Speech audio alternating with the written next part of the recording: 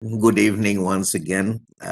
This is SK Ghosh. I would like to welcome you to the continuation of our training and capacity building program under component S9 of Rajuk's Urban Resilience Project. Uh, Most of you, I'm sure, have attended other seminars in this series. We will continue today with earthquake resistant design of BNBC 2020. It's going to be in two parts, part one today and part two tomorrow. I have quite a bit of material to cover. I am not confident that I will be able to go all the way through to the end. If I'm not able to, we will save the material for tomorrow and see what we can cut out tomorrow. So that's kind of the contingency plan. Uh, this slide will very likely confuse you because this is one title slide after another, but it is not misplaced. I put it here to tell you that I will start with a few things that we discussed in module. Yeah, so I would like to start with a few things that we discussed in this was not module S9. I think this was G4 or 5. Anyway, this was a seminar on 6th of April on earthquakes and their effects on structures. And I will start from some of the things that were discussed there. The very first thing is uh, when an earthquake moves the foundation from underneath the structure, which is what an earthquake does. The foundation all of a sudden starts moving every which way. There is no, it just doesn't move left to right or front to back. It moves every which way at the same time. And the mass of the structure, we have drawn for simplicity a 1 bay, 1 story frame. The mass of the structure cannot readily follow the movement of the foundation. It lags behind and then tries to catch up. So the foundation wants to move, in this case from left to right.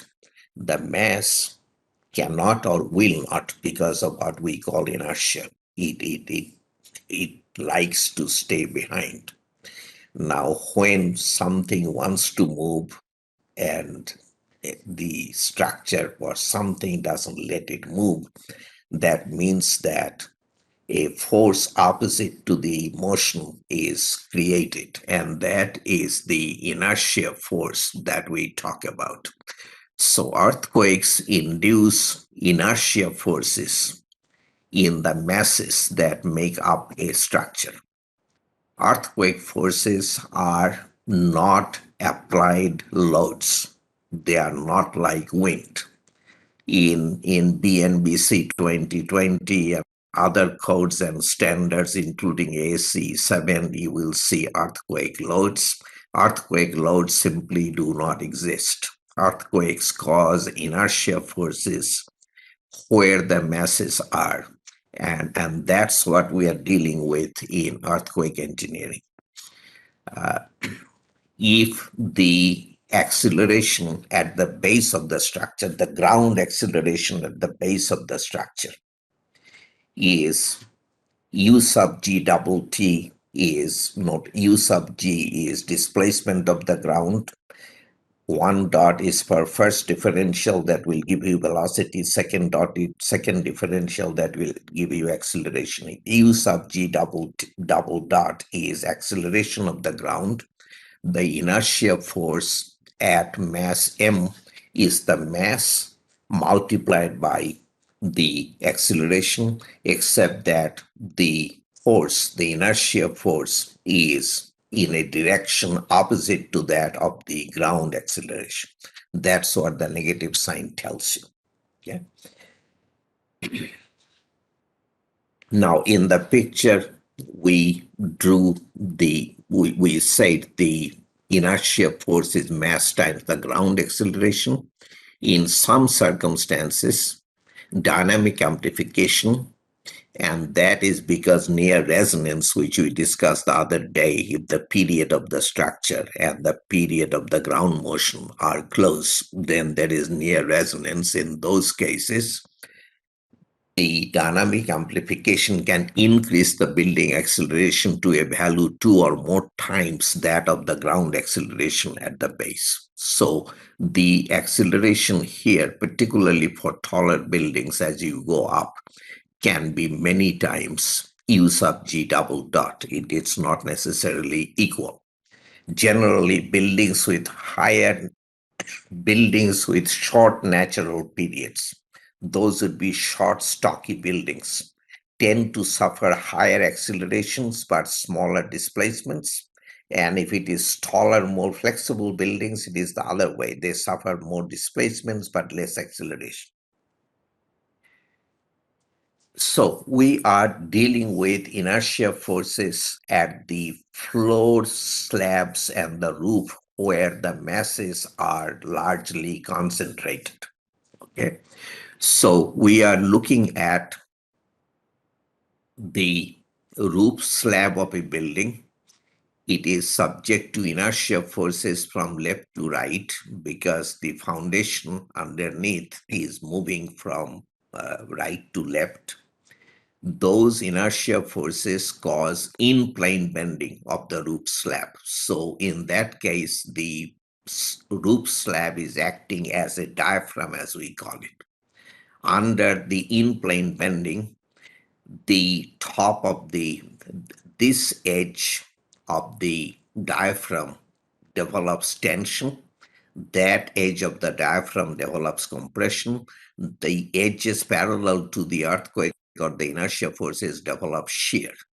Those shear forces are transferred to the supporting shear walls or frames. And those shear walls or frames, the so-called vertical elements of the seismic force resisting system, bring the forces down to the foundation, which take them down to the ground, where all loads ultimately belong. Okay. So earthquake engineering really in its essence consists of taking the inertia forces from where they originate, namely the floor and the roof diaphragms, down to the ground underneath the foundation where all forces belong. So we have to provide load paths from point of load application or origin down to soil underlying foundation. This is what the engineer has to do. And these load paths that we as engineers provide better be direct, meaning simple in configuration, and we better provide multiple load paths, not just one, because if something should happen to the one load path that you provided, we don't want a catastrophe. So there should be alternate load path, multiple load paths. And that leads to the concept of redundancy. There needs to be redundancy of load paths. So that was some basic stuff that we discussed the other day. Something else that is very, very basic, and I will go over it one more time, and then we will start into basically today's material. So on this slide, we show the idealized force displacement relationship of a particular structure subjected to a particular earthquake. We are looking at one structure in one earthquake. And initially, we are showing elastic response. Elastic response does not have to mean force proportional to displacement as shown. Elastic really means no residual displacement. The earthquake passes, we get our structure back intact. And importantly, located where it was before the earthquake, not some distance away from where it was. Okay. No residual displacement, meaning no damage to be repaired. we get our structure back intact. Now, this elastically responding structure develops a force F sub u in the process of responding to the earthquake and suffers a total displacement of delta sub u, capital delta sub u. Now, if I were to turn around and say we now are required to design this structure for elastic response to the design earthquake, the immediate conclusion would be that we must provide the structure with a design with a strength at least equal to capital F sub u, the largest force that the earthquake had induced in the structure. If we decide that we cannot afford that high a strength level, that all we can afford is a much lower strength level F sub E, then what will happen if the same earthquake comes hit our structure?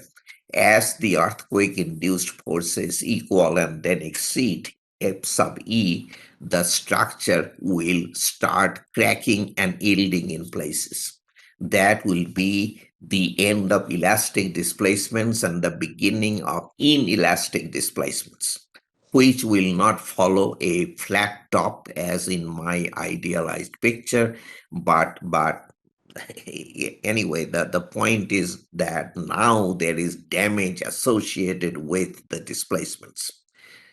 The earthquake passes, we will not get our structure back intact. The damage will have to be repaired. Now, it is a matter of record. Analytical studies have shown this, observations have shown this.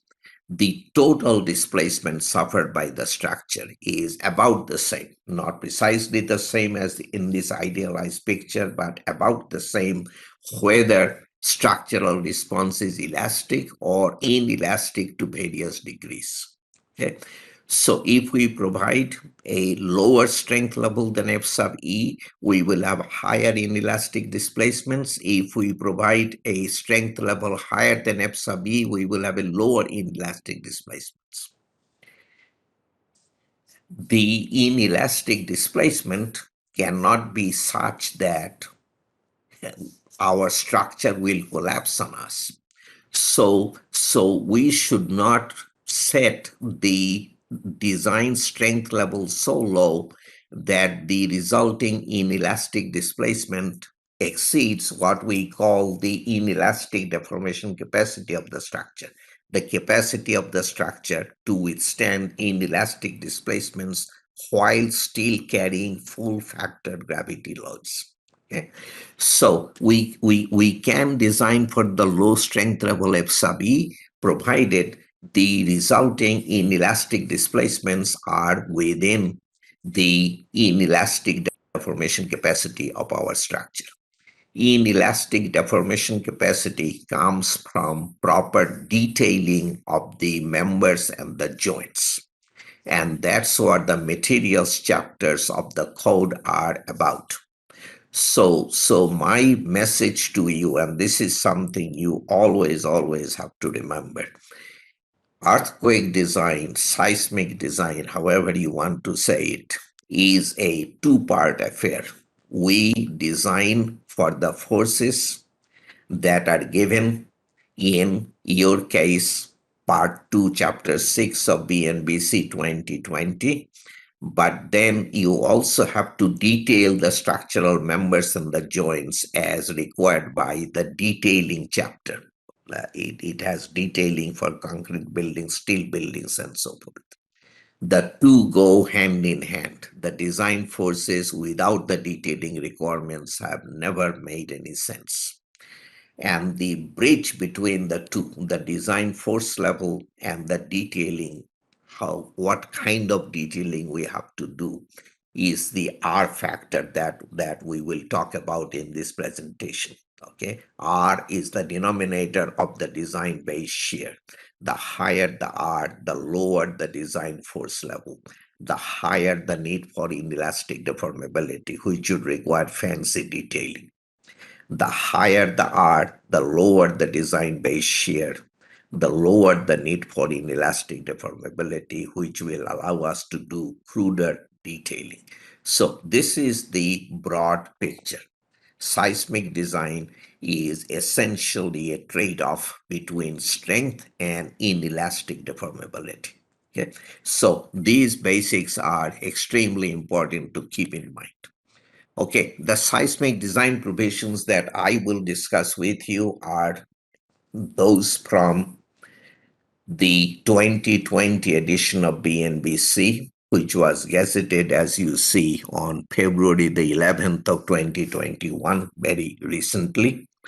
And it is, I think, important to point out that the code is dated 2020, but the seismic design provisions, like much else of the structural provisions, are based on ASCE 705. This is the standard titled Minimum Design Loads for Buildings and Other Structures issued by the American Society of Civil Engineers.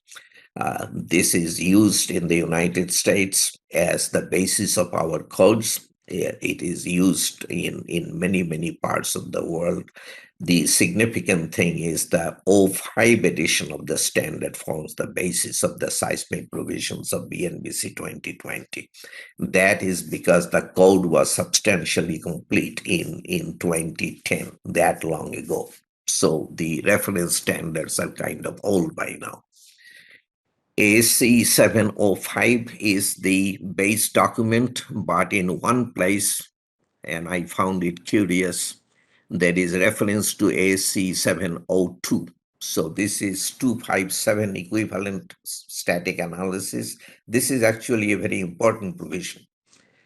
It says alternatively to whatever the BNBC tells you to do, which we will look at, for buildings with natural period less than or equal to 2 seconds, the seismic design base shear can be calculated using ASC 702 with seismic design parameters as given in Appendix C to BNBC 2020. We'll look at all of that. However, the minimum value of S sub A should not be less than 0.044 S sub ds times I. The values of S sub ds, okay, those details are unnecessary. The point is that reference is made to ASC 702. And I could not figure out why. In my opinion, this is not the right reference. It should have been ASC 705 because the design spectrum of ASC 702 did not have a third branch, which was added in ASC 705. So, but if the period of the structure is less than 2 seconds, it probably does not matter. In any case, I do not know why specific reference was made to ASC 702. So, seismic design provisions of BNBC 2020, which is the focus of our discussion today, is in Part 6, Chapter 2. The title is Loads on Buildings and Structures. In that chapter, Section 2.5 is on earthquake loads. Section 2.7 on combinations of loads plays a major part. And I discussed it the other day. We started with load combinations in our module on gravity loads. Appendix C that just came up in discussion is titled Seismic Design Parameters for Alternative Method of Base Shear Calculation. That plays an integral role in the seismic design provisions of BNBC 2020. So when we talk about seismic design provisions, we have to consider all three of those, Section 2.5, Section 2.7, Appendix C. In ASC 705, the base document, seismic design provisions are in chapters 11 through 23. That was not the case in ASC 702. It was in chapter 6 in ASC 702, chapter 9 rather, in ASC 702. In ASC 705, seismic design provisions were reorganized. Since then, they have been in chapters 11 through 23. Uh, ASC 7 seismic design provisions are adopted by the International Building Code, and ASC 705 was adopted by the 2006 edition of the International Building Code, and the seismic design provisions are in section 1613 of that code. I have refrained from making too many references to the IBC, but there are a couple that will come up. The detailing rules that I talked about that go hand in hand with the seismic design that is in section 2.5 are in part 6 chapter 8, which is titled Detailing of Reinforcement in Concrete Structure.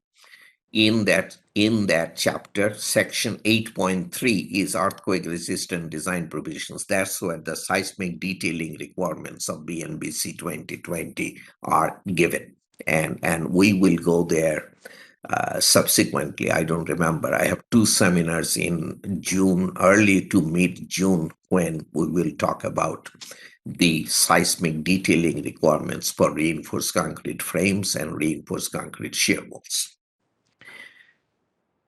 Okay, we start with section 2.5 of BNBC 2020. That's where the seismic design provisions are given. It starts with general principles. I reproduced some of it here because there are important things here that I want to discuss. The purpose of earthquake-resistant design provisions in this code is to provide guidelines for the design and construction of new structures subject to earthquake ground motions in order to minimize we'll come to later. First of all, it says is to provide guidelines for the design and construction. A code does not provide guidelines, it provides requirements. So this is kind of a surprise. In the US, this would be an absolute no-no. A code provision has to be enforceable. Anything that is not enforceable doesn't belong in the code. Okay? But BNBC has taken the license to put into the code what would be considered textbook type material. Those are definitely not requirements. So what they say here is what they actually mean. That there is some guideline type language in the code which is not enforceable, which is very different from codes of other countries. So to provide guidelines for the design and construction of new structures is important.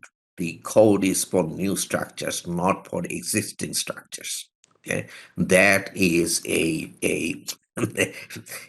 very, very important thing that you absolutely must understand. Okay, existing structures are significantly more complicated, and it is kind of touched upon by the code. There is a brief chapter, but the code is for new structures subject to earthquake ground motion. Then, in order to minimize the risk to life for all structures, this is one of the purposes or aims to minimize the risk to life, to increase the expected performance of higher occupancy structures as compared to ordinary structures. Higher occupancy structures would be where a lot of people congregate in one space in one place at one time. Schools would be a good example. Where they say higher occupancy structures, they also mean essential facilities like fire stations, police stations, etc. So for those structures, we definitely want to minimize the risk to life, but we also want higher performance than for ordinary structures. So to increase the expected performance of higher occupancy structures as compared to ordinary structures, and to improve the capability of essential facilities to function after an earthquake. This is another very, very important thing. So three things are being said. We want essentially life safety in our structures. That is objective number one. Secondly, we want enhanced performance of all but the ordinary structures, assembly buildings, essential facilities, etc. We also want the essential facilities to continue to function during and following an earthquake. So those are all the objectives of the seismic design that we are doing under BNBC 2020. I think this is very, very nice that the code spells it out in plain, simple language. In the US, we have pretty much the same performance criteria, but they're stated in much more complicated ways, very, very difficult to figure out. It is not, then something very important, it is not economically feasible to design and construct buildings without any damage for a major earthquake event. It is simply not economically feasible. The intent is therefore to allow inelastic deformation and structural damage at preferred locations within the structure without endangering structural integrity and to prevent structural collapse during a major earthquake. Okay, so this says precisely what I was trying to show you through this picture. Okay, it is not economically feasible to design a structure for this high force level where you will have no damage, elastic response. So we design for a much lower force level, which means that we allow inelastic deformations and damage in our structure. We would like the inelastic deformations to take place at preferred locations, not anywhere they like to happen. Secondly, we do not want the inelastic deformations to be such that the structure will collapse on us. Okay, so BNBC 2020 is spelling it out up front. The intent is therefore to allow inelastic deformation and structural damage at preferred locations in the structure without endangering structural integrity and to prevent structural collapse during a major earthquake.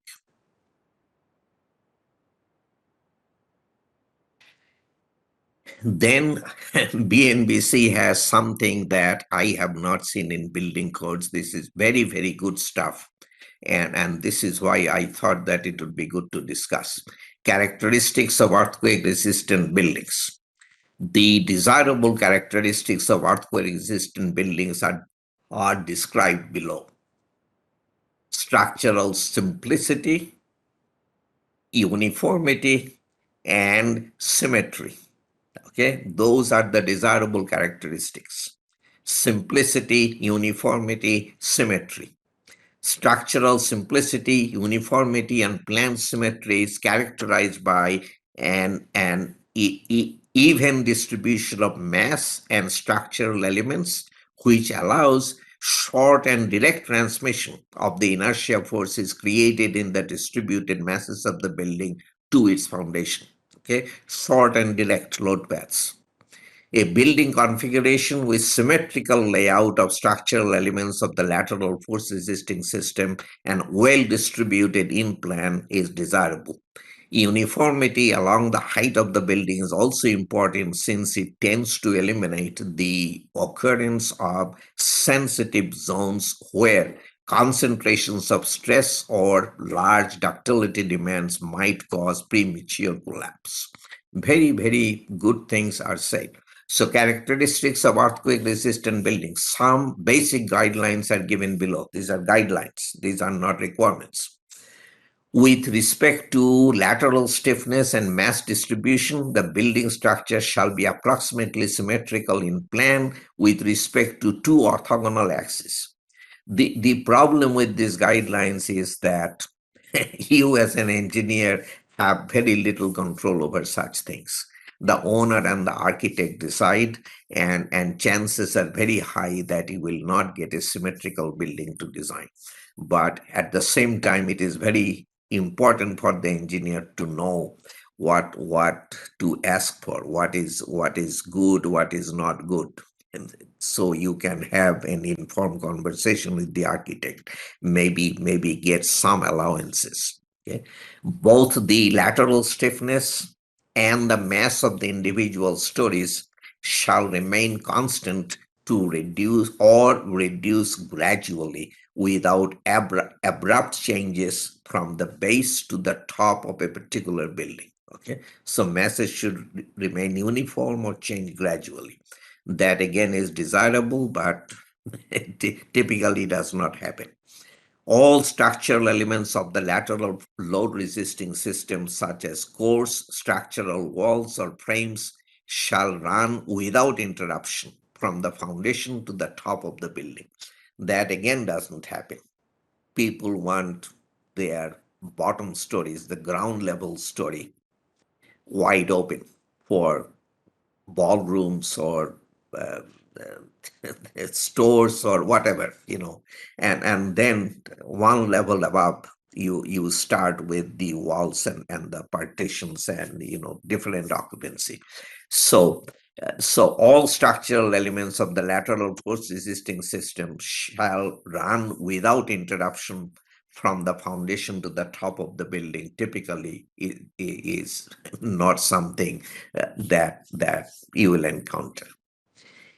An irregular building may be subdivided into dynamically independent regular units, well separated against pounding of the individual units to achieve uniformity. This is very, very difficult to do, in my opinion. So the suggestion is that you have an irregular building, let us say a U-shaped building. You separate the three units of the U by sufficient seismic joints so that they don't pound against each other. Now you have three regular uh, buildings, but that solution is impractical at many levels. The length to breadth ratio of the building in plan shall not be higher than 4. so so the plan dimension ratio no higher than 4, because the more elongated the building, the more flexible one direction is. This again is nice to say, desirable to have, but more and more in big cities we have leftover lots, very little land. You have no control over the shape of the land, so slender buildings are becoming more and more common. So all the 5 things listed are very desirable, no question about it. At the same time, this is not what you will get most of the time as an engineer to design with, and we have to design what we have to design. We do not have a lot of control over that. Okay, so going into seismic design proper, I start with the seismic input parameter, the ground motion parameters, as we typically call them. Okay. Parameters related to earthquake ground motion.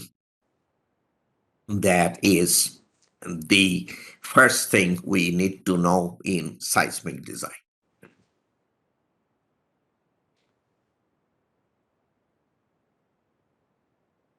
So section 2.5.4 of BNBC talks about earthquake ground motion.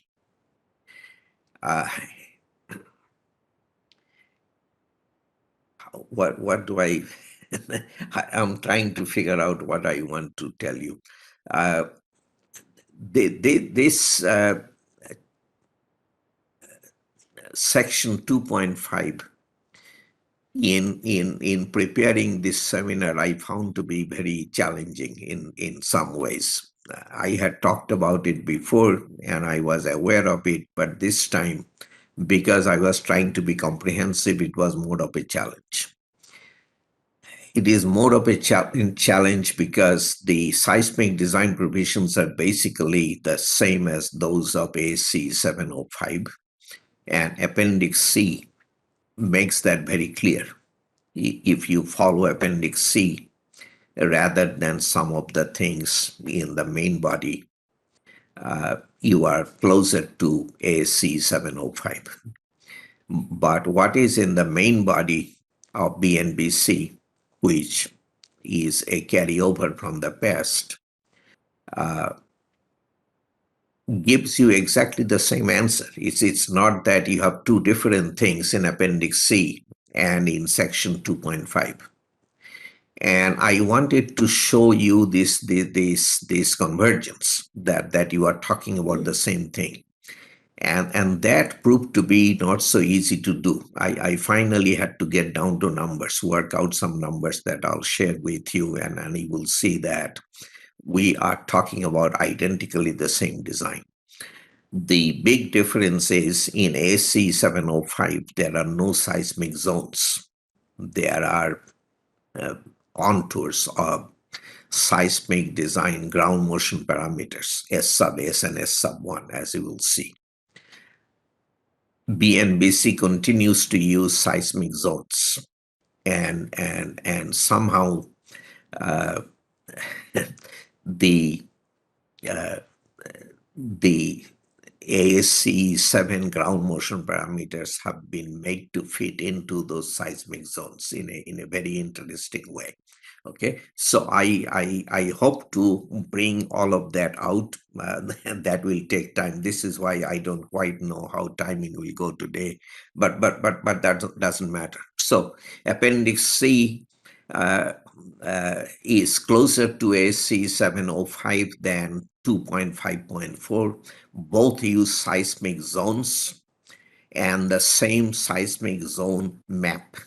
Okay, both Appendix C and 2.5.4 use seismic zones and the same seismic zone map. Both approaches yield the same seismic base shear. This is very, very important, and I will show you that. No question about it. Okay.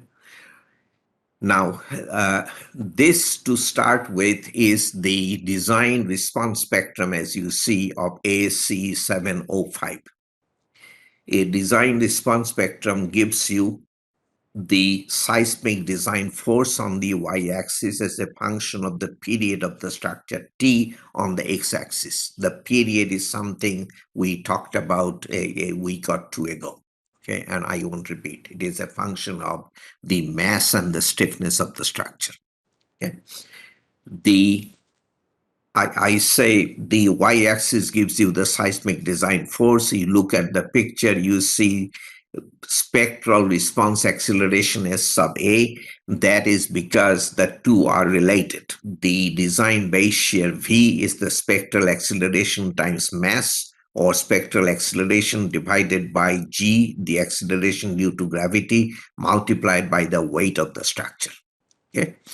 The design spectrum of AC 705 consists of a flat top, a descending branch that varies varies with 1 over t, and then a third branch that varies with 1 over t squared.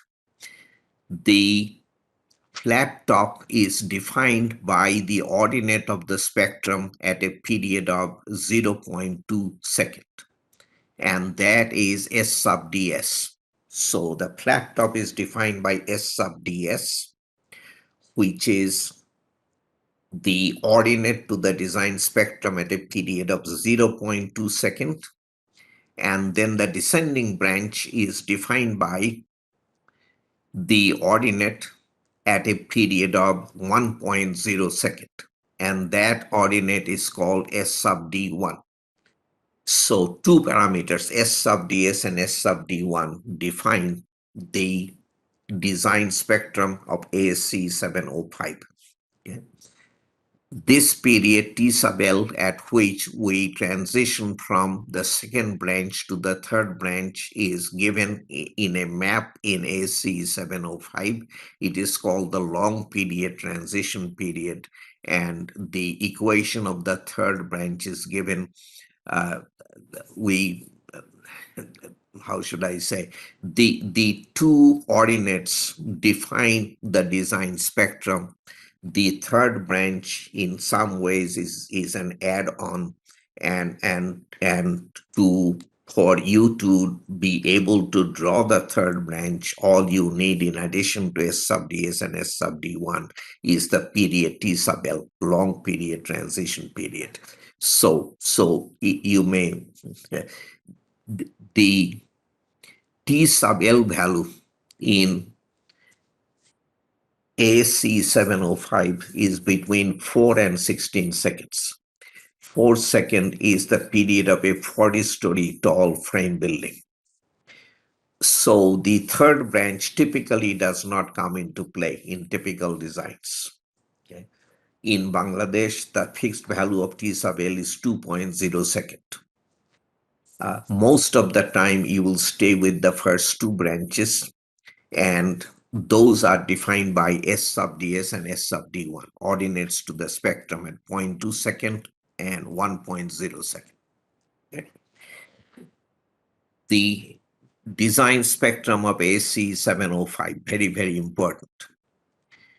The spectrum that is printed in BNB, okay, I should have said one more thing. This ramp building up to the flat top is not a branch of the design spectrum. The branches are the flat top, which for those of you in structural dynamics, this is the constant acceleration part of the spectrum. This is the constant velocity part of the spectrum. This is the constant displacement part of the spectrum. This ramp simply takes you from 40% of S sub ds to S sub ds at 20% of T sub 0. So this T sub S, I will show you what it is. T sub 0 is taken as 20% of T sub S, and we go from 40% of S sub ds to S sub ds, starting at 0 period to 20% of T sub S. So this is just a ramp making a transition to the flat top. In BNBC 2020, this is the spectrum, also a flat top, a descending branch, and a third branch.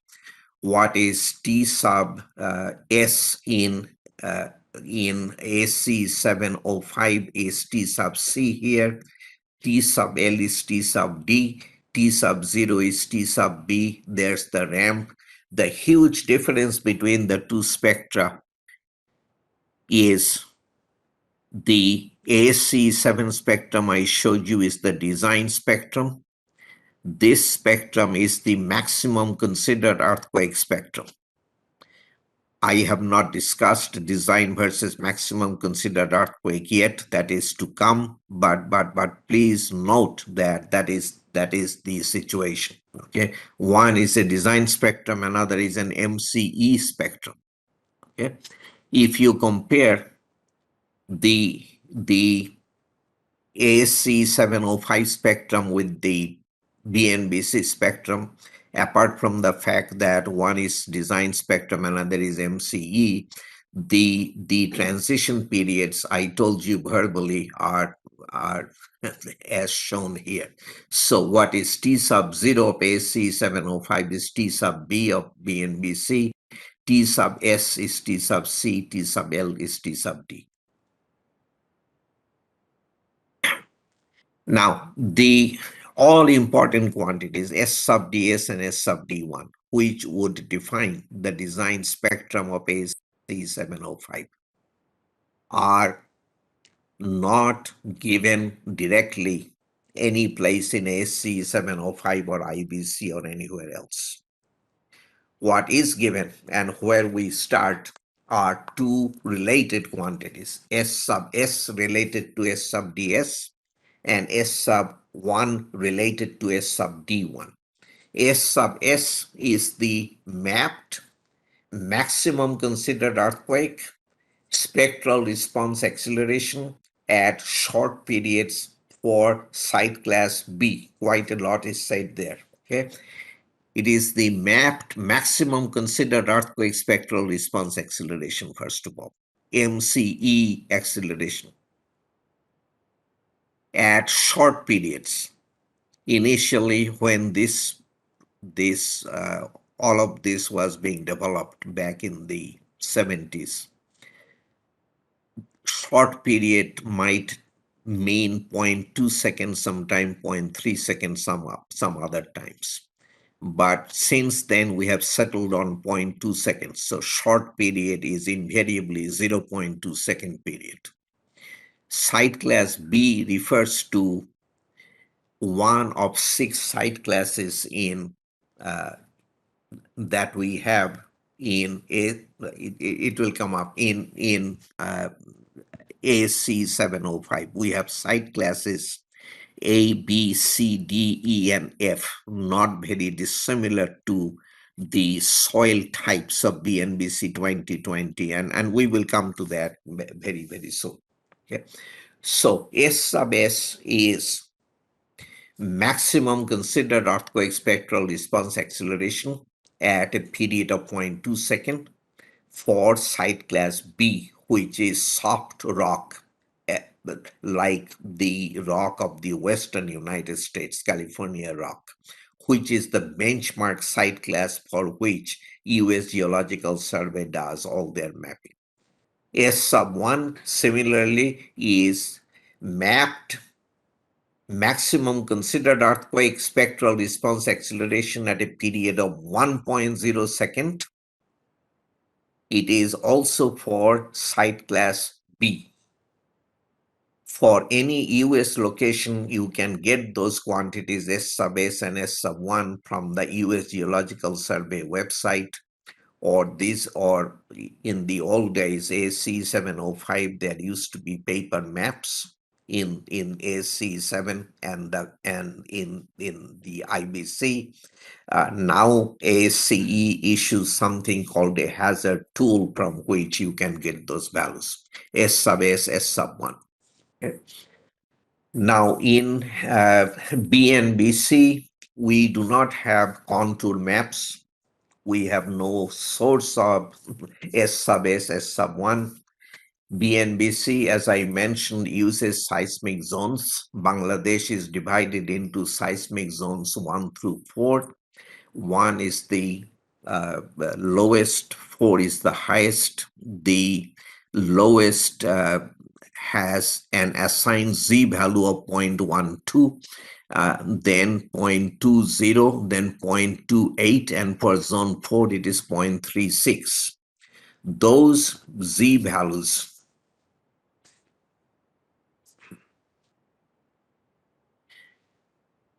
how do they correlate with the S sub S and S sub 1 that we were talking about, the maximum considered earthquake spectral response accelerations? In Appendix C of BNBC, the S sub S and S sub 1 values for the different zones are simply listed. Okay, so for zone 1, we have an S sub 0.3, S sub 1 of 0.12, for zone 2, 0.5 and 0.2, and so forth. So if you're using Appendix C, the S sub S and S sub 1 values are given to you, and you can proceed with seismic design using the approach in ASC 705 or what is in BNBC 2020, because they are also related to zones. Now, if you look at the numbers, the writers of BNBC have made S sub 1 always equal to 40% of S sub S. Okay, 0.12 is 40% of 0.3, 0.2 is 40% of 0.5, 0.28 is 40% of 0.7, 0.36 is 40% of 0.9. This is something BNBC has built in. In AC7, S sub S and S sub 1 are independent. We have different maps that give us values. So in BNBC, by relating them, we Appendix C gives you the impression that we have two different values, but we actually do not have two different ground motion parameters in BNBC. It's only one ground motion parameter. It is the whichever you like, S sub 1 or S sub S, the two are related. Okay? S sub 1 value is also identically equal to the Z factor for the seismic zone. So for zone 1, S sub 1 is 0.12, Z is also 0.12. For zone 2, Z is 0.2, S sub 1 is also 0.2. Zone 4, Z is 0.36, S sub 1 is also 0.36. And that is quite proper. The relationship between, how should I say, if you take the short period spectral acceleration, S sub S, divide that by 2.5, you take 40% of that, you get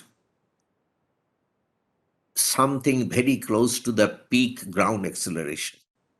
Okay, S sub S is MCE level. So if you divide S sub S by 2.5, or you take 40% of S sub S, you get a pretty good approximation of MCE level peak ground acceleration. And that's what the Z value is supposed to be. This is why the Z and S sub 1, which is also taken equal to 40% of S sub S, coincide. They are the same. Okay. So one more time from dynamics, if you take the short period spectral acceleration, S sub S, it is MCE level, divide by 2.5, you get a good approximation of the peak ground acceleration, which will also be MCE level. So for 0.3 S sub S, the peak ground acceleration is 0.12 g. And Z is the same, the peak ground acceleration in zone 1, 0.12. S sub 1 being 40% of S sub S, S sub 1 and Z are identically the same. Hopefully that is clear. I probably repeated multiple times the same thing. Now, Z values are given on the map, but for your convenience, BNBC also gives you this table where you can look up the Z value for most significant communities in the country. Okay, so for the city of Dhaka, which is in zone 2, the the Z value is 0.2.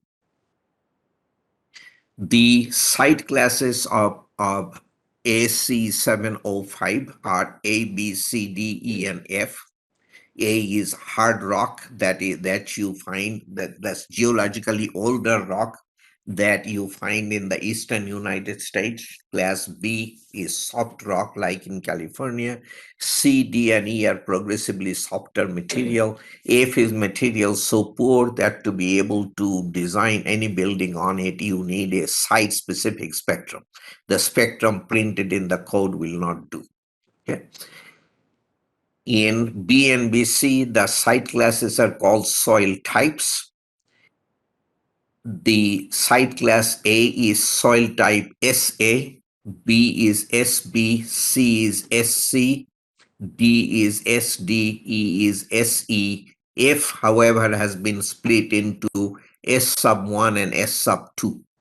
These are all defined. I decided not to go into definition of site classes and the soil stuff because I would like to keep to the structural and between Professor Abedin and Professor Ansari, you will get a good idea of the soil or the geotechnical part. Okay? So A, B, C, D, E, F are SA through S sub E, and then F is S sub 1 or S sub 2.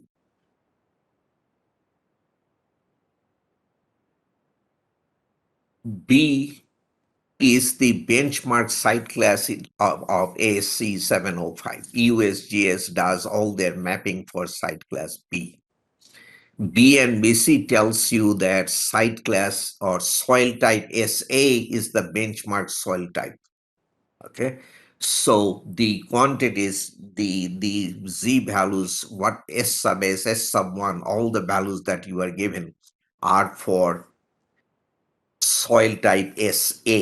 This is also a significant difference that you should mark. Okay, B is the benchmark site class for ASC 705. B and BC, the benchmark is soil type SA.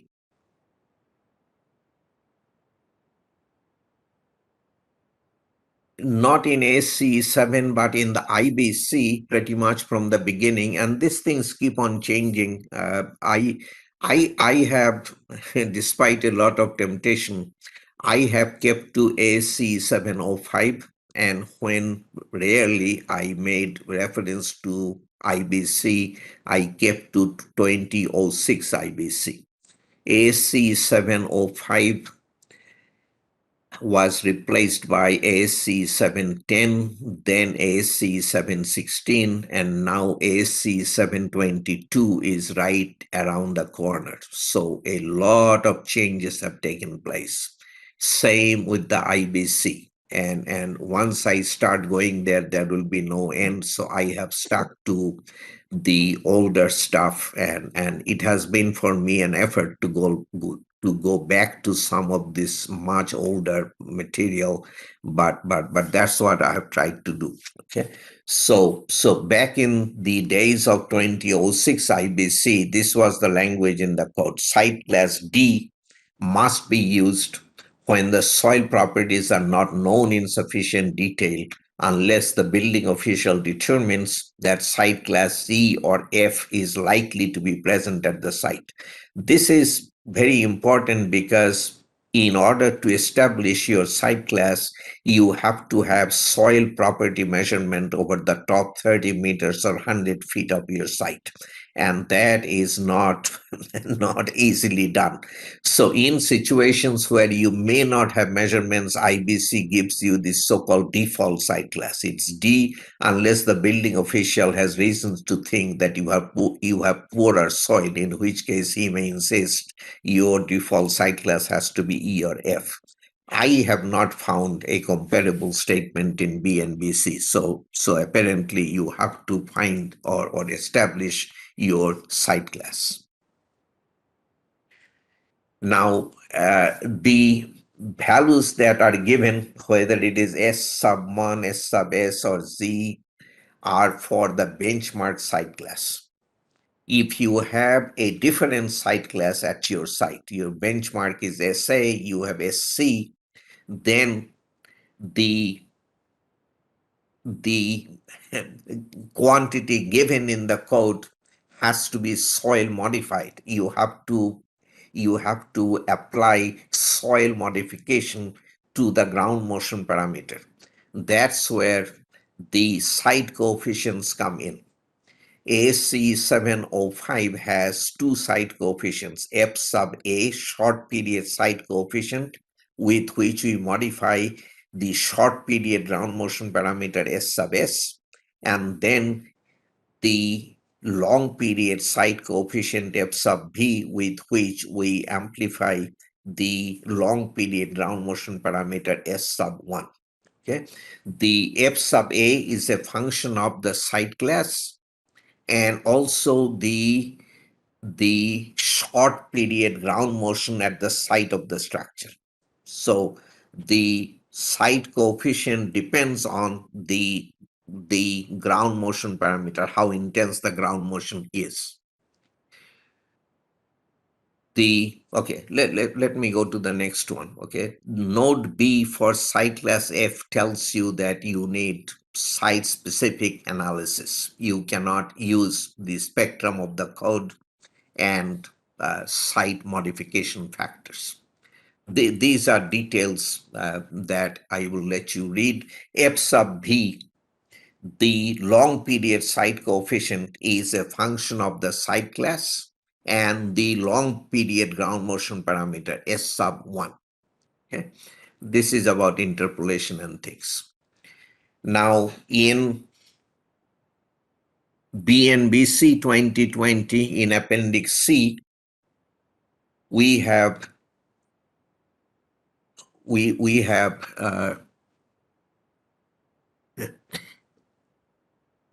one second. I have okay.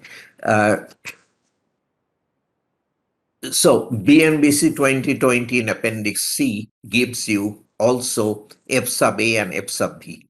F sub B is the short period site coefficient with which in AC 705 will amplify S sub S, and F sub B in AC 705 would amplify S sub 1.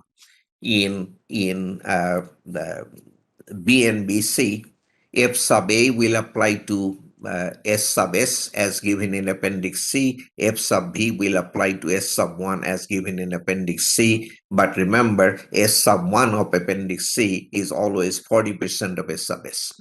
Okay, so these are the F sub A values. I will draw your attention to the fact that although we have multiple rows for the 4 seismic zones, the values are exactly the same.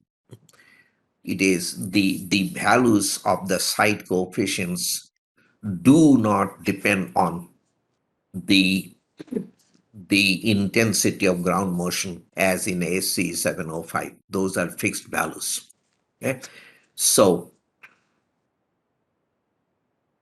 F sub A, the short period site coefficient that you see in Appendix C, is also equal to S, the soil factor in the main body of BNBC. They are identically the same. They are dependent only on the site class. There is no dependence on zone or intensity of ground motion. The things I have written underneath are very, very important. Okay, so F sub A of Appendix C is the same as S in the main body, and F sub A and S both are dependent on the site class, not on the zone or the ground motion. F sub B, with which you amplify S sub 1 given in Appendix C. Again, there are 4 zones listed, but the values are exactly the same. Okay? So they are not zone dependent factors.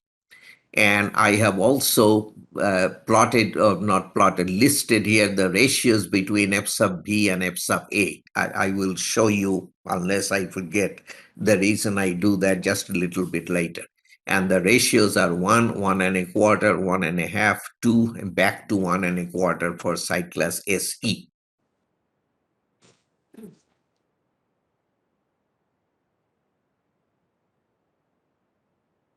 In the main body of the code, this is table 6 to 16, you have the soil factors given, S. This is the same as F sub A. You can verify if you like. You have your handout, and the 3 points that define the spectrum, T sub B, T sub C, T sub D, those values are given. Okay, so with those values, we have the BNBC spectrum pretty much defined. Now we have S sub S, S sub 1. We have to have at the beginning of seismic design. We just talked about F sub A and F sub B. We multiply S sub S by F sub A, obtaining S sub MS, soil modified short period ground motion parameter, which corresponds to the maximum considered earthquake. That has not changed. S to start with has been corresponding to maximum considered earthquake. We multiply S sub 1, the long period ground motion parameter, by F sub B, obtaining S sub M1, the soil modified long period ground motion parameter, still corresponding to the maximum considered earthquake. In design, we use 2/3 of those soil modified values. 2/3 of S sub MS is S sub DS, design short period ground motion parameter that would define the flat top part of the design spectrum. And 2/3 of S sub M1 is S sub D1, which will define the descending part of the design spectrum, S sub DS, S sub D1. Okay.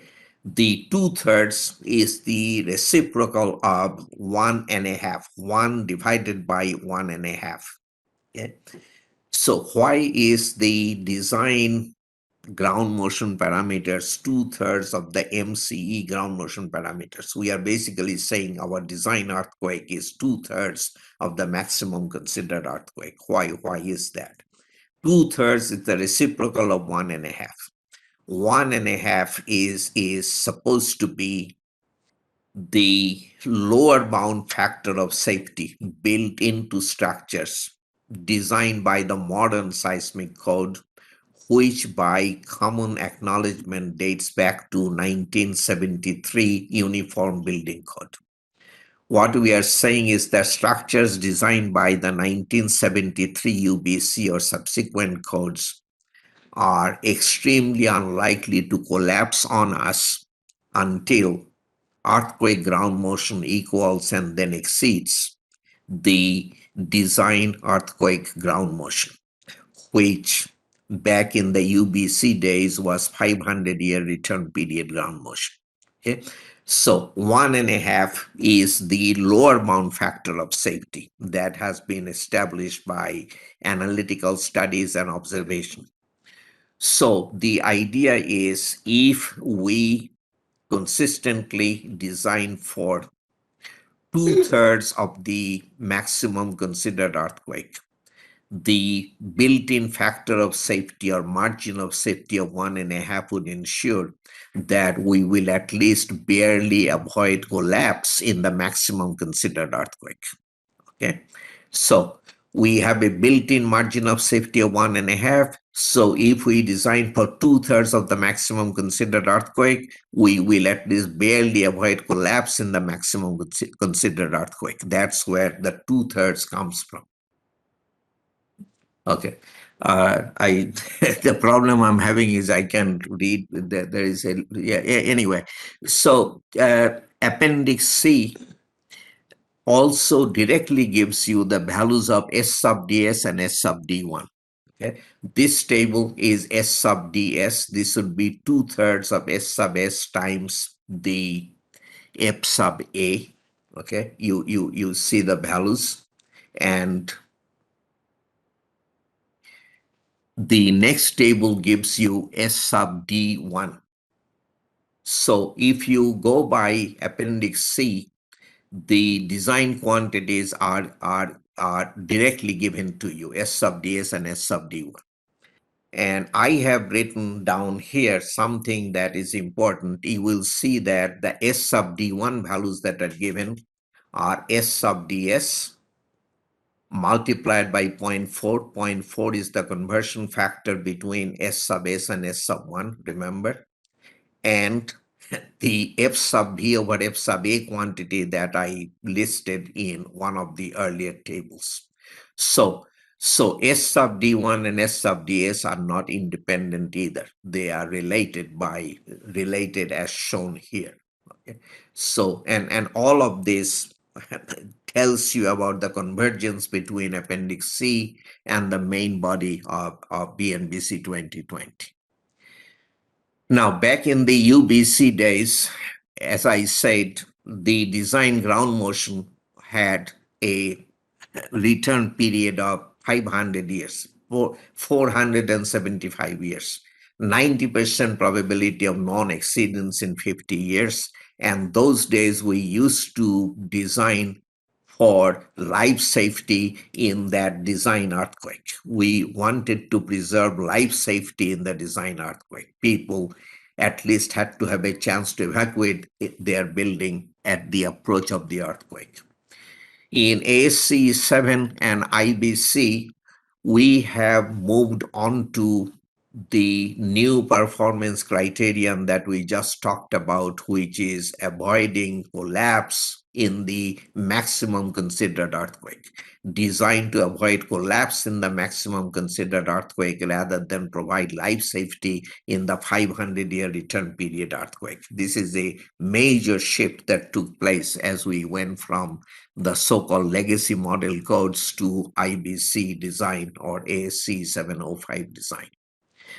The maximum considered earthquake, which I haven't defined yet, this is the definition in the source document called the NERC provisions, maximum level of earthquake ground shaking that is considered reasonable to design buildings to resist.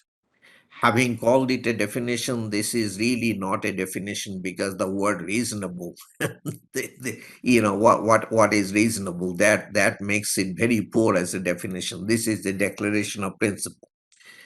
The real definition that was built around this declaration of principle became a two-part definition in AC 705 and the IBC because of the peculiar circumstances of the United States.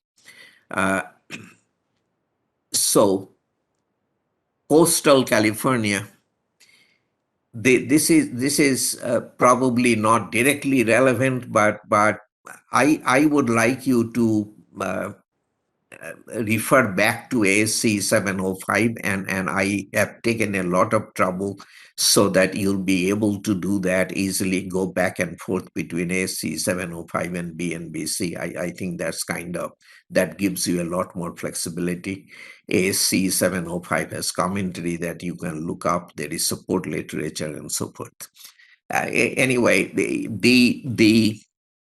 coastal California is the only part of the Earth's crust where the seismic sources, the faults and things that can generate large earthquakes, are known. Seismologists also know, by and large, the capabilities of those seismic sources. So for coastal California, the maximum considered earthquake is defined as the largest earthquake that can be delivered by the known seismic sources. This is the so-called deterministic earthquake. Okay?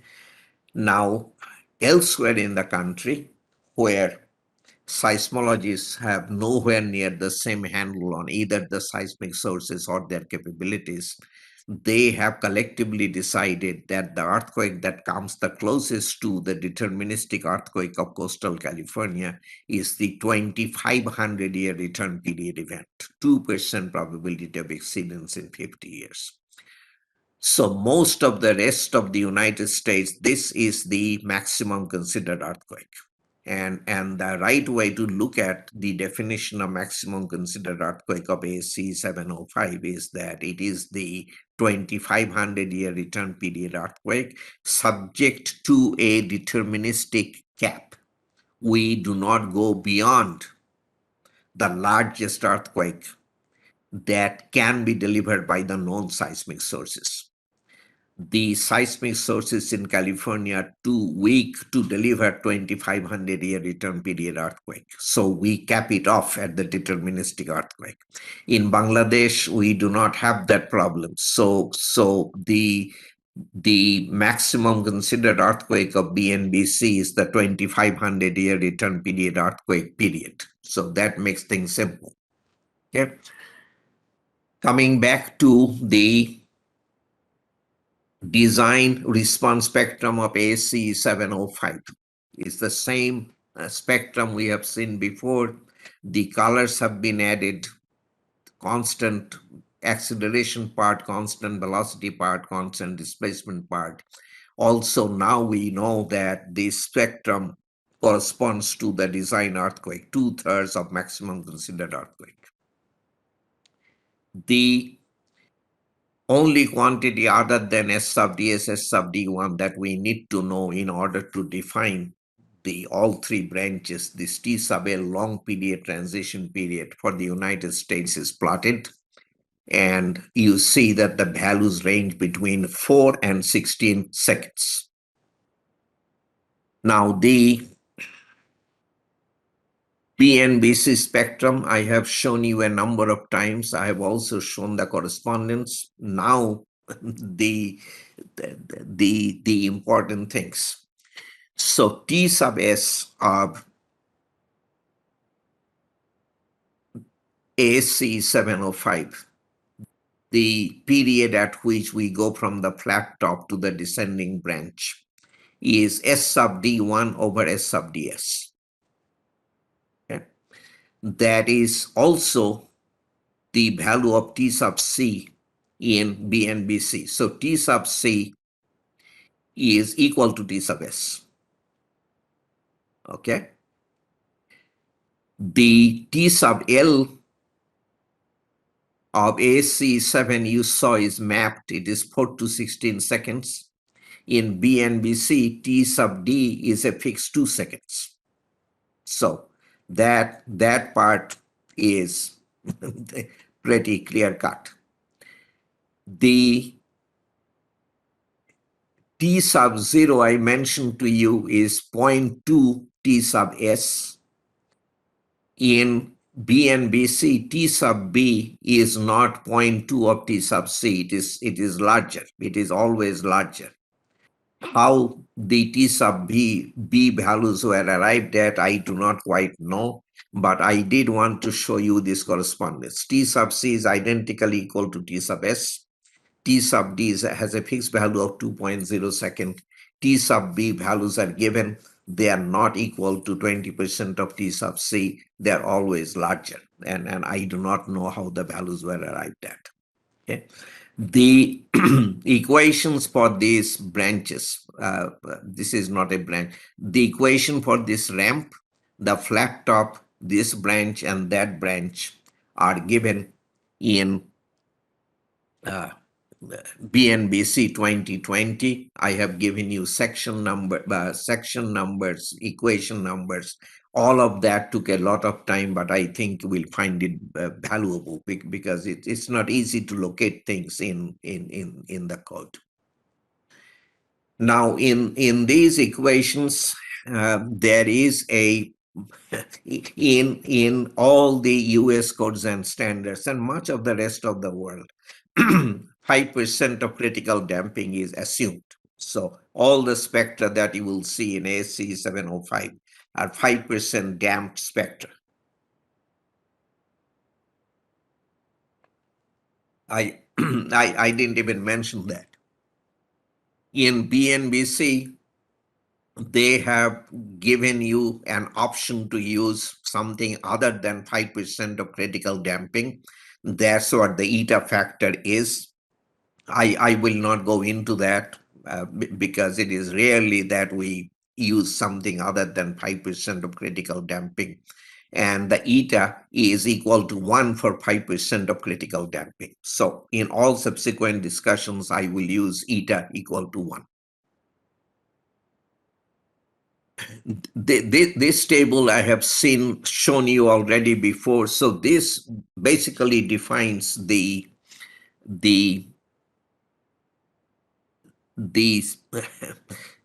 with the S factors. This table defines the soil dependent spectra of BNBC 2020, and I will remind you that those spectra are still the MCE level spectra.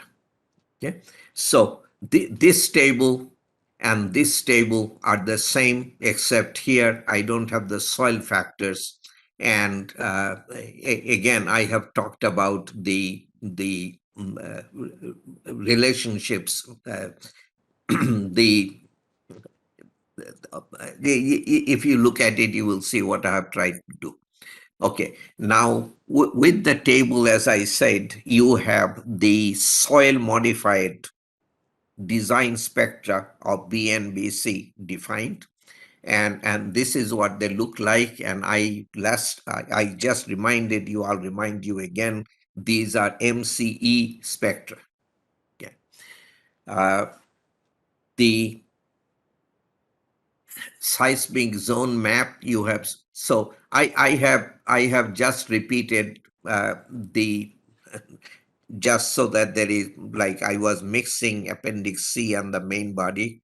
Here I have repeated the height tables. So Appendix C of DNBC 2020 simply consists of height tables, and this I have included here just so that you see that if you follow Appendix C, it is a pretty clear-cut path. So this is S sub S, S sub 1. I have mentioned S sub 1 is 40% of S sub S. This is F sub A table. This is F sub B table. This is S sub DS, S sub D1. That's your appendix C. Now, so we in all this time, we talked about the spectrum, design spectrum of BNBC 2020. Let us talk about something extremely important.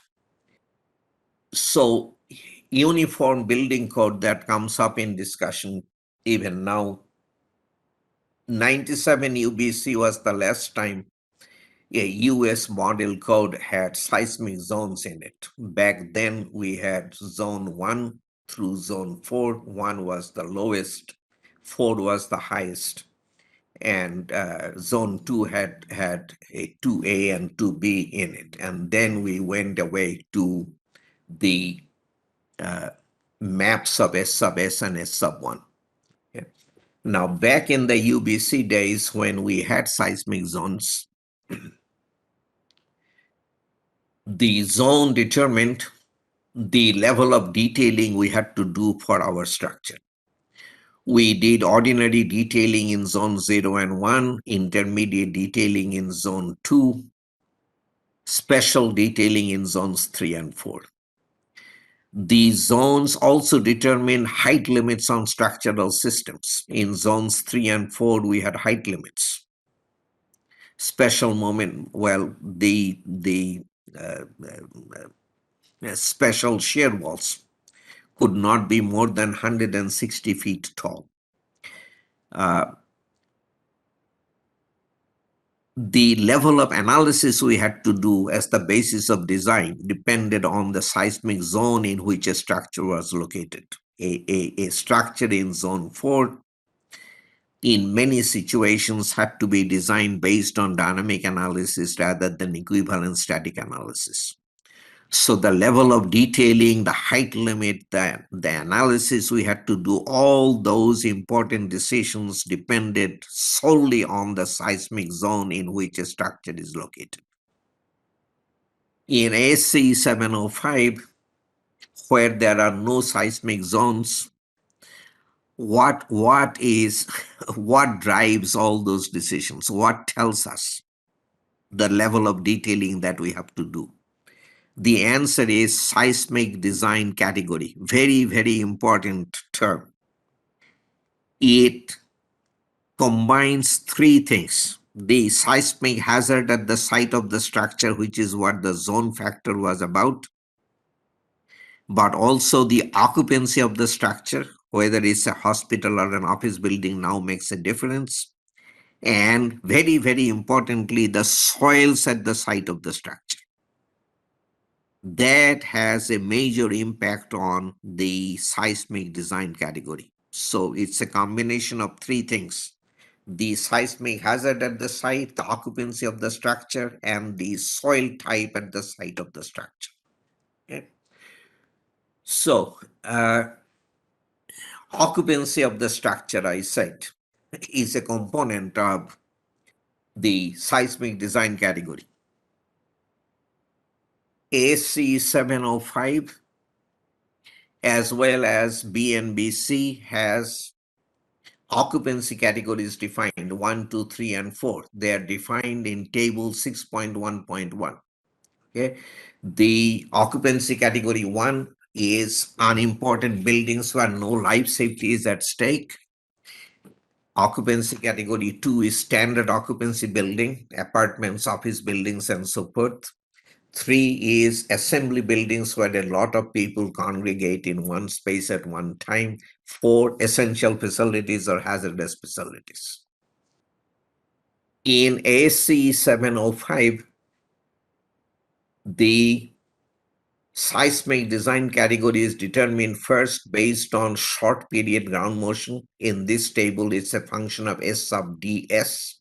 You see that it is the seismic design category depends on the occupancy of the structure and soil modified short period ground motion. The seismic hazard is here, the soil is also here. Okay. And there are design categories A, B, C, and D. We then redetermine the seismic design category of our same structure based on soil modified long period ground motion and the occupancy category. Okay. And whichever is the worst governs. If based on long period ground motion, our design category comes out to be C, based on long period ground motion, design category turns out to be D, our design category is D, not C. The worst governs. Okay. Now, I mentioned there are 4 design categories in the table A, B, C, D. There is no design category A in Bangladesh because there is no ground motion. Even in the lowest seismic zone, the ground motion, the S sub ds value is larger than 167, and the S sub d1 value is larger than 067. No design category A in Bangladesh. Now, in the tables, you saw 4 categories that are also design categories E and F, which depend on if this is not the mapped quantity. In the other tables, it was S sub ds, S sub d1. If the mapped long period ground motion parameter S sub 1 equals or exceeds 75% of G, which can happen only in the vicinity of known faults that can generate large earthquakes. Then non-essential facilities are occupancy category E, essential facilities are occupancy category F. In Bangladesh, you do not have S sub 1 values larger than or equal to 75% of G. So you do not have design category E or F. You have only B, C, and D. Okay, remember that for all time to come, B, C, and D. Okay. The seismic zoning map, PNBC 2020 gives you directly the seismic design categories depending upon the site class and the seismic zone and the occupancy. Okay, so this is the table. You don't have to do it twice. Take the worst of the two. It is given to you, and you see that the categories are B, C, and D. There is no A, there is no E or F. So this is the table in BNBC 2020 that will give you your seismic design category depending upon the soil type, the zone, and the occupancy of the structure. Okay. Building configuration, horizontal irregularities, AC 705 table 1231. The counterpart in BNBC 2020 is section 2553. It gives you the same plan irregularities. Then the table of vertical irregularities is table 12.3-2 of AC 705, and the counterpart is 2553 of BNBC 2020. I would like to discuss this very, very important topic in detail tomorrow. So I have basically no discussion here in this slide set for today. Next part, methods of analysis. In AC 705, there is a simplified analysis supposed to be standalone. You don't have it, and you are better off without it. I never thought much of that simplified procedure, and it's a waste of time to talk about it. So let's forget about that. Equivalent lateral force method, section 12.8 of ASC 705, your section 2.5.7. Modal response spectrum analysis, 12.9 of ASC 7, BNBC 259. Linear response history analysis, chapter 16 of ASC 7, 2510 of BNBC, nonlinear response history analysis, chapter 16 and 2511. Equivalent lateral force is a static method. The other three are dynamic analysis methods. Okay. Uh, Equivalent lateral force procedure is allowed to be used under restrictions. The dynamic analysis methods can be used anytime. Modal response spectrum analysis, I I uh, what do I want to say? I probably do not want to spend time, at least today, discussing even in brief terms the dynamic analysis procedures, because time can be utilized for other things. I may at some point come back to uh, telling you very briefly about them. Okay. Anyway, so those are the okay. The important thing is this: ASC 705 has, as I said, severe restrictions on the use of equivalent lateral force procedure, and let us look at that. I think this is instructive for you to know. The If your design category is B or C, equivalent lateral force procedure is always permitted. ASC 705 will never force dynamic analysis procedure on a design category B or C structure. If it is design category D, E, or F, this light frame and stuff you can ignore. If it is D, E, or F, then there is a major division. Are we talking about buildings taller than 160 feet in height or up to 160 feet in height? Okay. So if it is taller buildings, more than 160 feet in height, then you will get to do dynamic analysis. You will be allowed to do equivalent lateral force procedure only if your structure has no irregularities, no structural irregularity, and in addition, the period is less than, not even equal to, 3.5 times the transition period T sub S, which is T sub T sub C of B and BC. It is S sub D1 over S sub DS. Typically, T sub S is about 0.5. 3.5 times 0.5 is 1.75 second. That is the period of a 17 or 18 story tall frame. So taller buildings have to be designed based on dynamic analysis. Shorter buildings can be designed using equivalent lateral force procedure, provided there is no structural irregularity. Okay. If you have buildings up to 160 feet tall, then if you have structures with horizontal irregularities type 1A, 1B, that is torsional and extreme torsional, and structures with vertical irregularities 1A, 1B, 2 or 3. 1A is substory, 1B is extreme substory, 2, 3, whatever they are.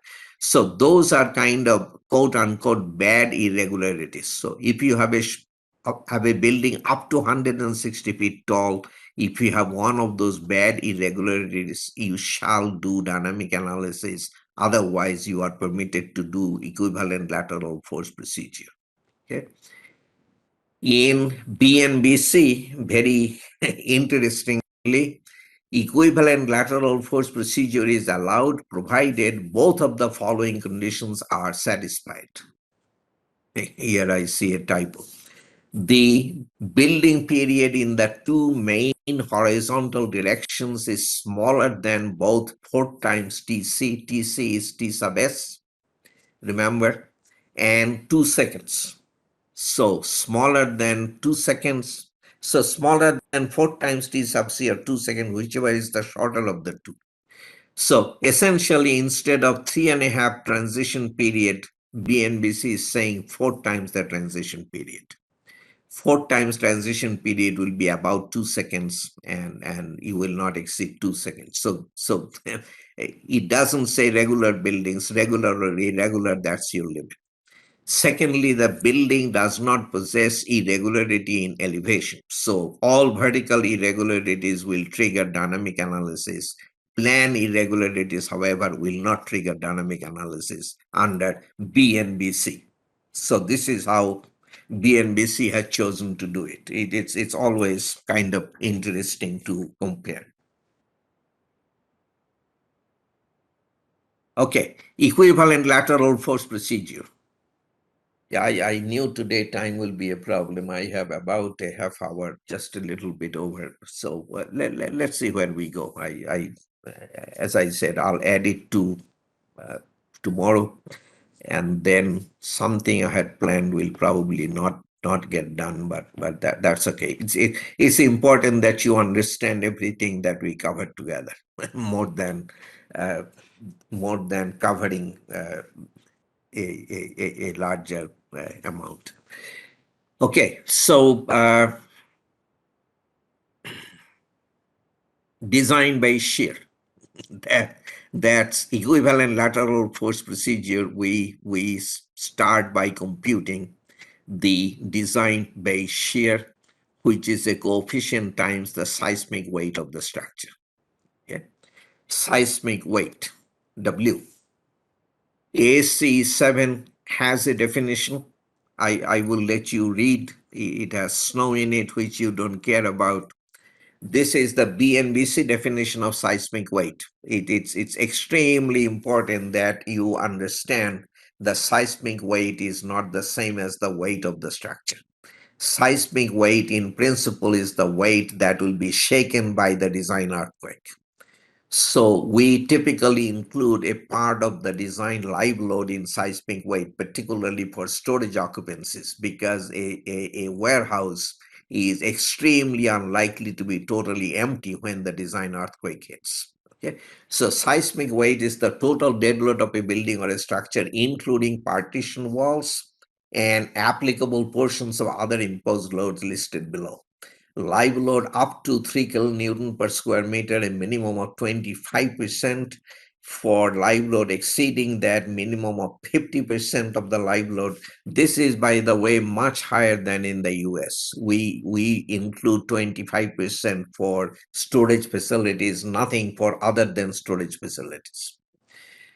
Total weight of permanent heavy equipment or retained liquid or any imposed load sustained in nature shall be included. So total weight of permanent heavy equipment or retained liquid or any imposed load sustained in nature shall be included.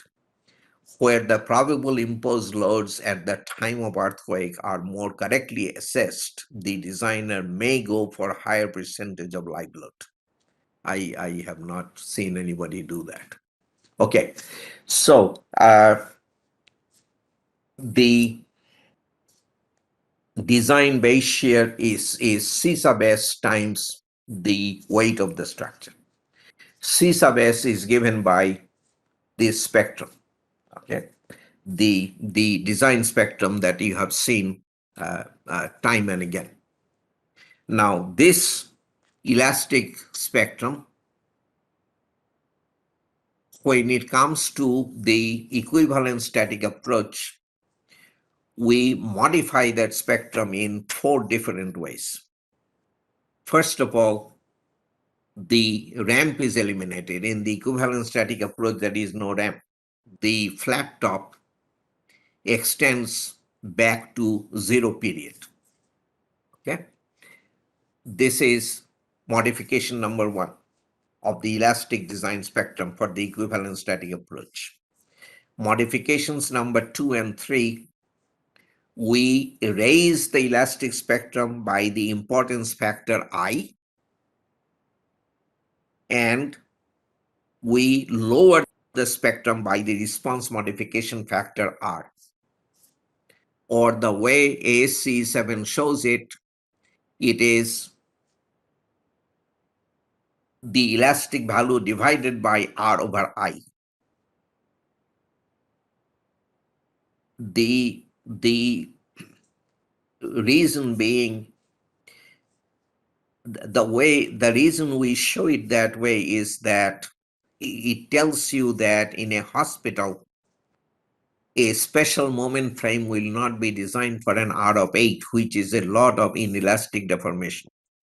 We will design a hospital using a special moment frame for an R value of 8 divided by 1.5, okay, which will be 5.5 and a third.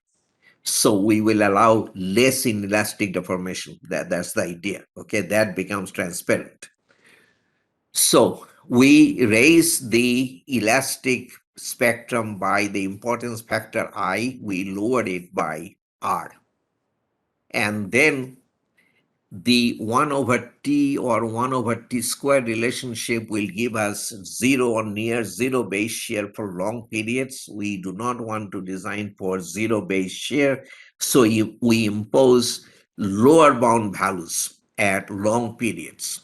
The absolute minimum lower bound is 0.44 S sub ds I importance factor times the seismic weight, never below 1% of seismic weight. Okay, this is the minimum that is applicable in all seismic design categories. There is another minimum that applies where the long period ground motion equals or exceeds 60% of G. In Bangladesh, you do not have that, so let us not talk about that.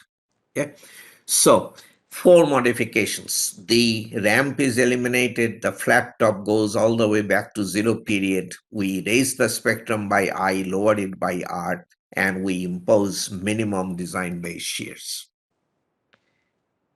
This minimum 0.44 S sub ds IW, by the way, was eliminated from ASC 705. You will not see it printed there, but then things happen and we had to bring it back. So that is kind of an important minimum. Remember that. The BNBC spectrum, it is MCE spectrum. I keep on saying, you have seen it many times now. The branches, equations for the branches I have shown you. I have also told you that eta is 1 or 5% of critical damping. And these are the values that define the soil modified MC spectra of BNBC 2020, and you have seen the pictures. Now, the spectral acceleration, which is given in AC7 on the y-axis, in BNBC is 2/3 ZI over R times C sub S. Okay, so this is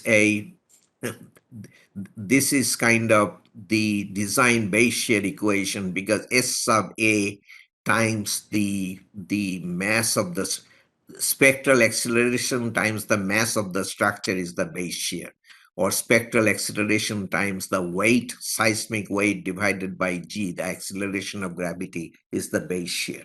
So this actually is the design base shear equation of BNBC 2020, 2/3 ZI over R times C sub S. The I over R is the same as in BNBC. We raised the elastic spectrum by R, lowered it by R. The multiplication by Z is because C sub S is for site class A. I'm sorry, the 2/3 of Z two-thirds brings the maximum considered earthquake spectrum down to the design spectrum. And the Z value makes it zone dependent. Okay, I think it will become clear as you see the numbers. Okay, so here I decided to run numbers using BNBC 2020, the equations that you saw here. Okay, and the uh, appendix. Okay, so an intermediate moment frame building in Dhaka on soil type SD. Residential apartment building I is equal to 1. Dhaka is in zone 2. S is 1.35 for SD soil. For zone 2, Z is 0.2. These values are given in BNBC. T sub B is 0.2 second, T sub C is 0.8, and T sub D is 2.0 second.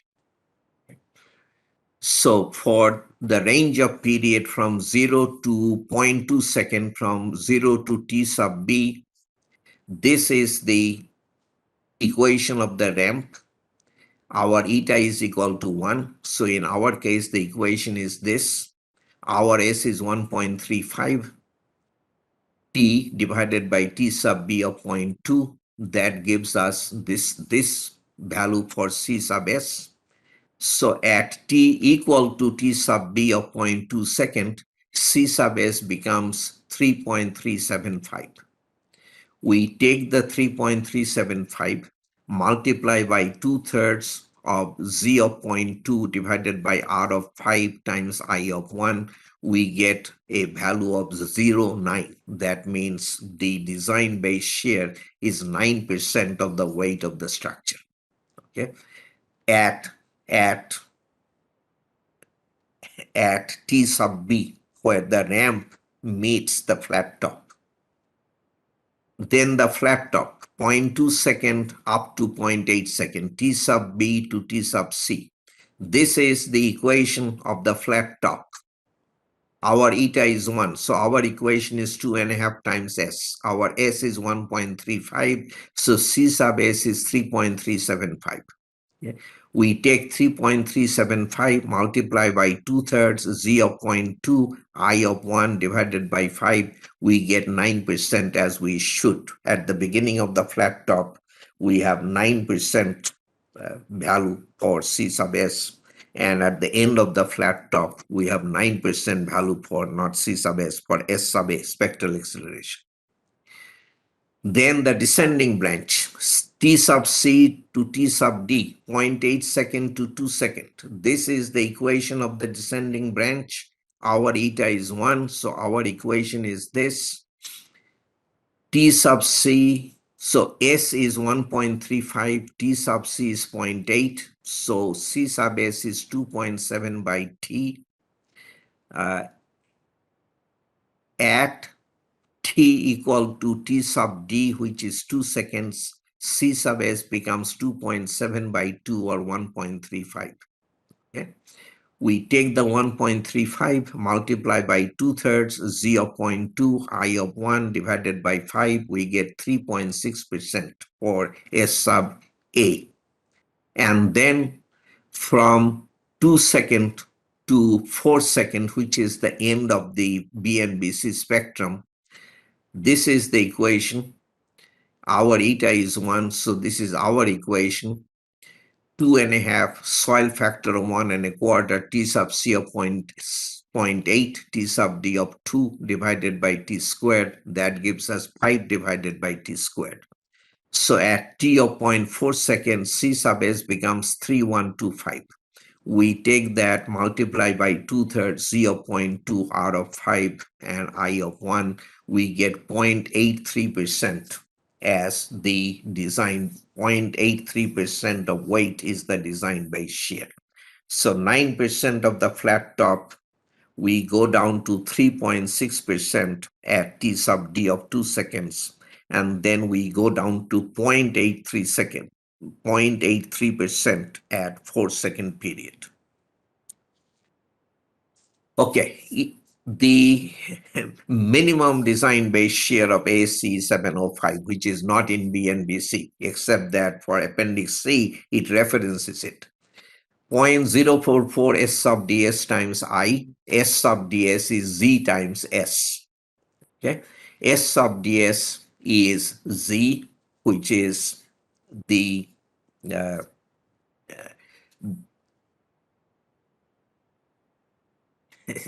I have gone over that. Let me not confuse myself and you. Okay, so 0.044 S sub ds is 2/3 of Z times S.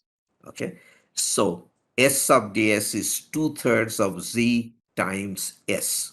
Z uh, is the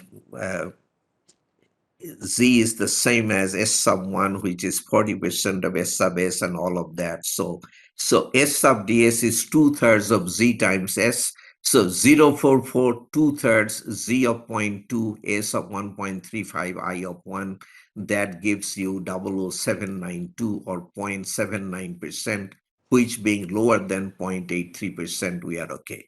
I said this check is not required by BNBC 2020.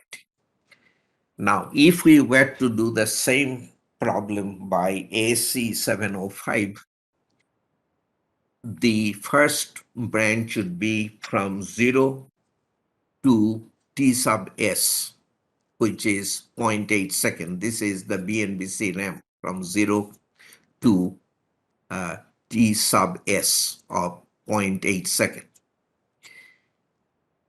Not the ramp, the remember the flat top goes from 0 period to T sub S, the transition period. So I'm talking about the flat top here of AC 705.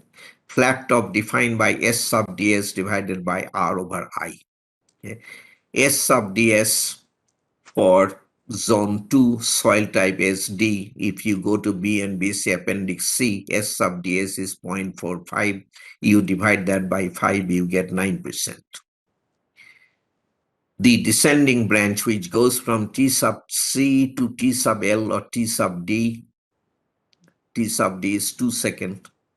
The equation of the descending branch is S sub D1 divided by R and T.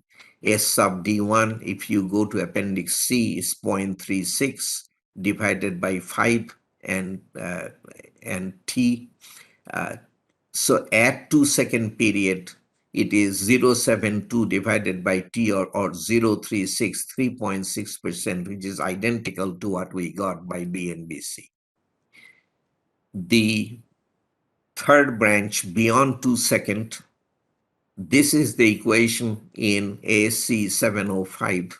S sub D1 is 0.36 from appendix C. T sub L is 2 second.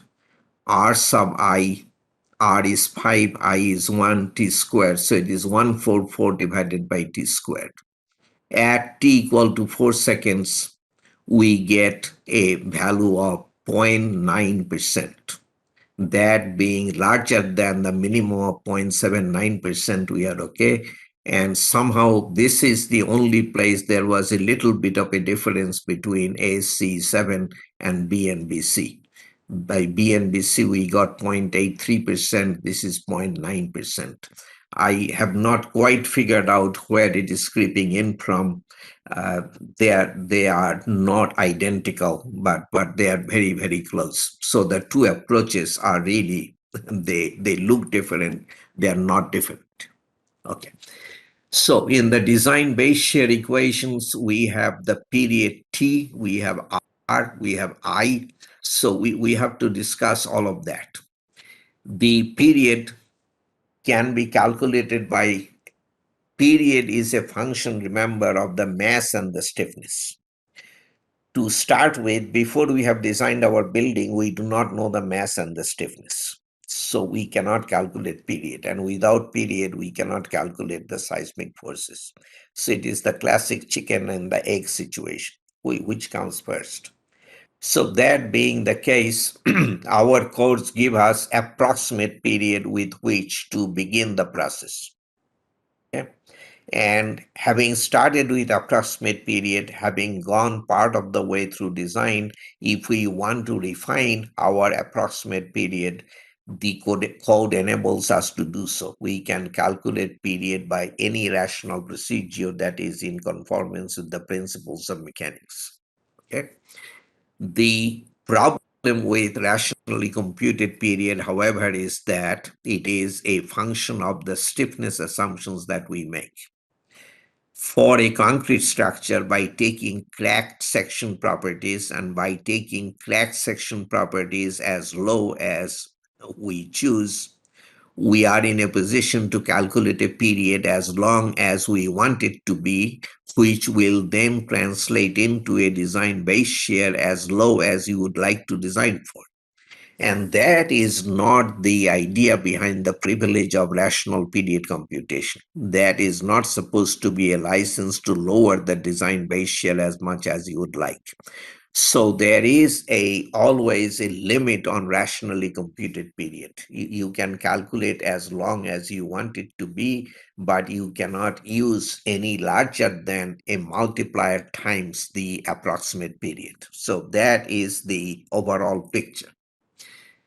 The approximate period is now a coefficient times height.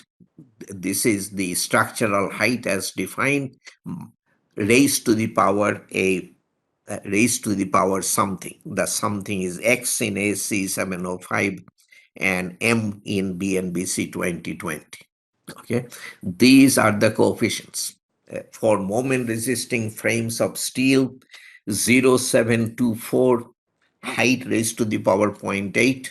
For concrete moment frames, 0466 height raised to the power zero point 0.9. The things that I have written here are quite important, and I would very strongly urge you to read them. But for the sake of time, I'm not going to dwell on those. Okay. Eccentrically braced steel frames 0731 height raised to the power 75, and this is extremely important. Everything other than the three systems, 0488 height raised to the power 0.75. Okay, we use this time in and time out. Concrete buildings with shear walls, that is what we use. There is a more complicated formula for concrete and masonry shear walls that you are allowed to use. You never have to use it. If it gives you a longer period than this, you are slightly better off. But we have found that this formula has problems. When the shear walls are narrow and when all these shear walls do not go to the top of the building, this formula gives you sometimes very wrong structural periods. So this formula has been modified in later editions of AC 705. We have made H sub I equal to H sub N. So that term has disappeared. And here H sub I has been made equal to H sub N. So my advice will be stick to the other formula and do not try to use this concrete and masonry shear wall formula. This can give you a pretty wrong results.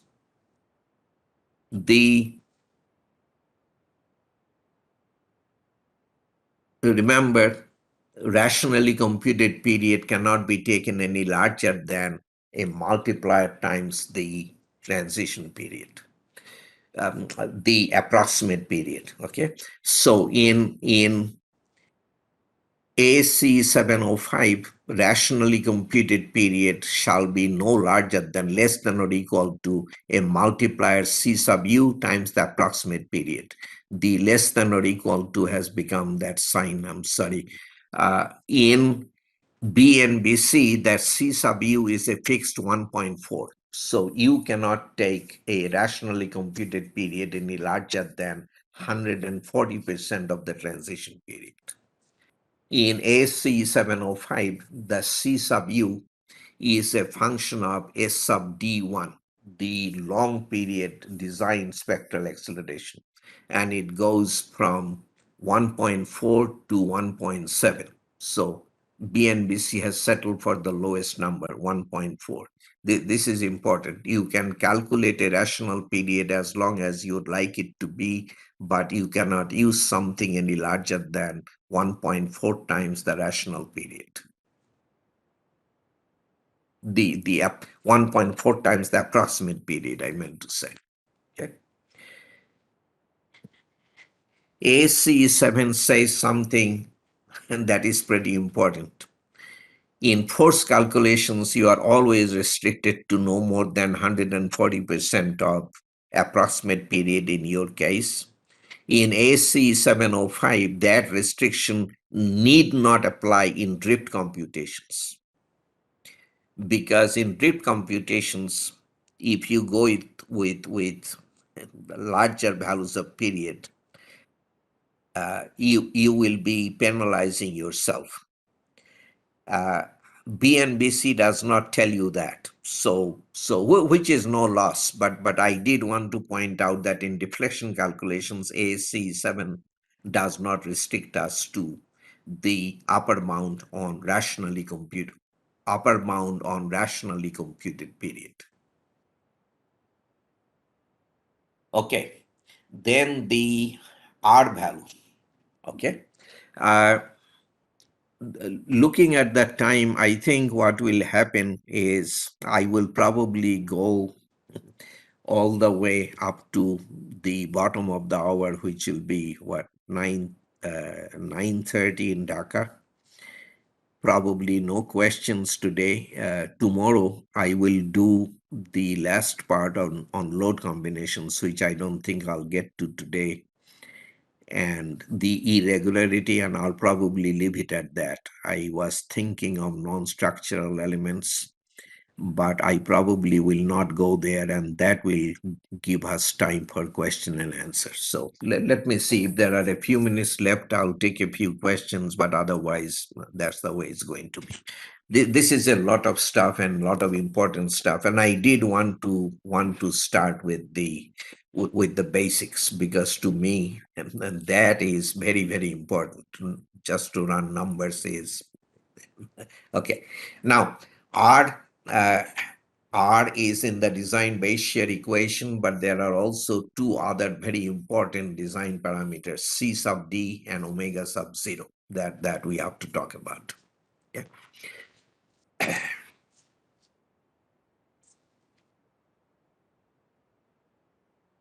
This is very similar to the picture I showed you in the beginning to tell you that seismic design is a two-part affair.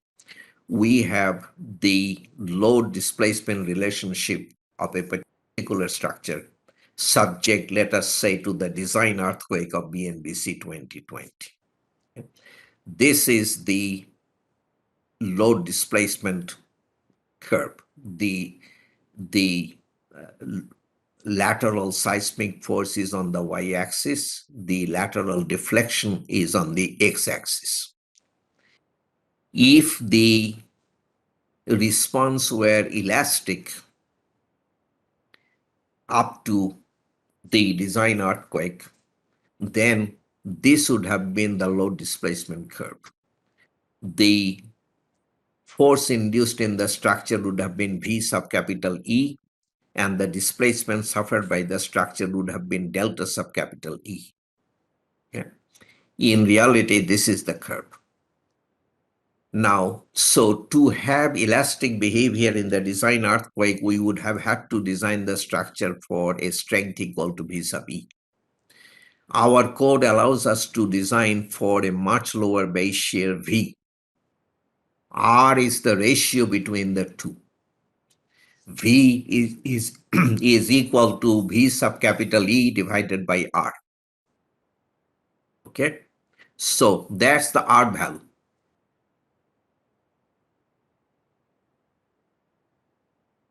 We calculate this V by the equations that we just went over, design base shear.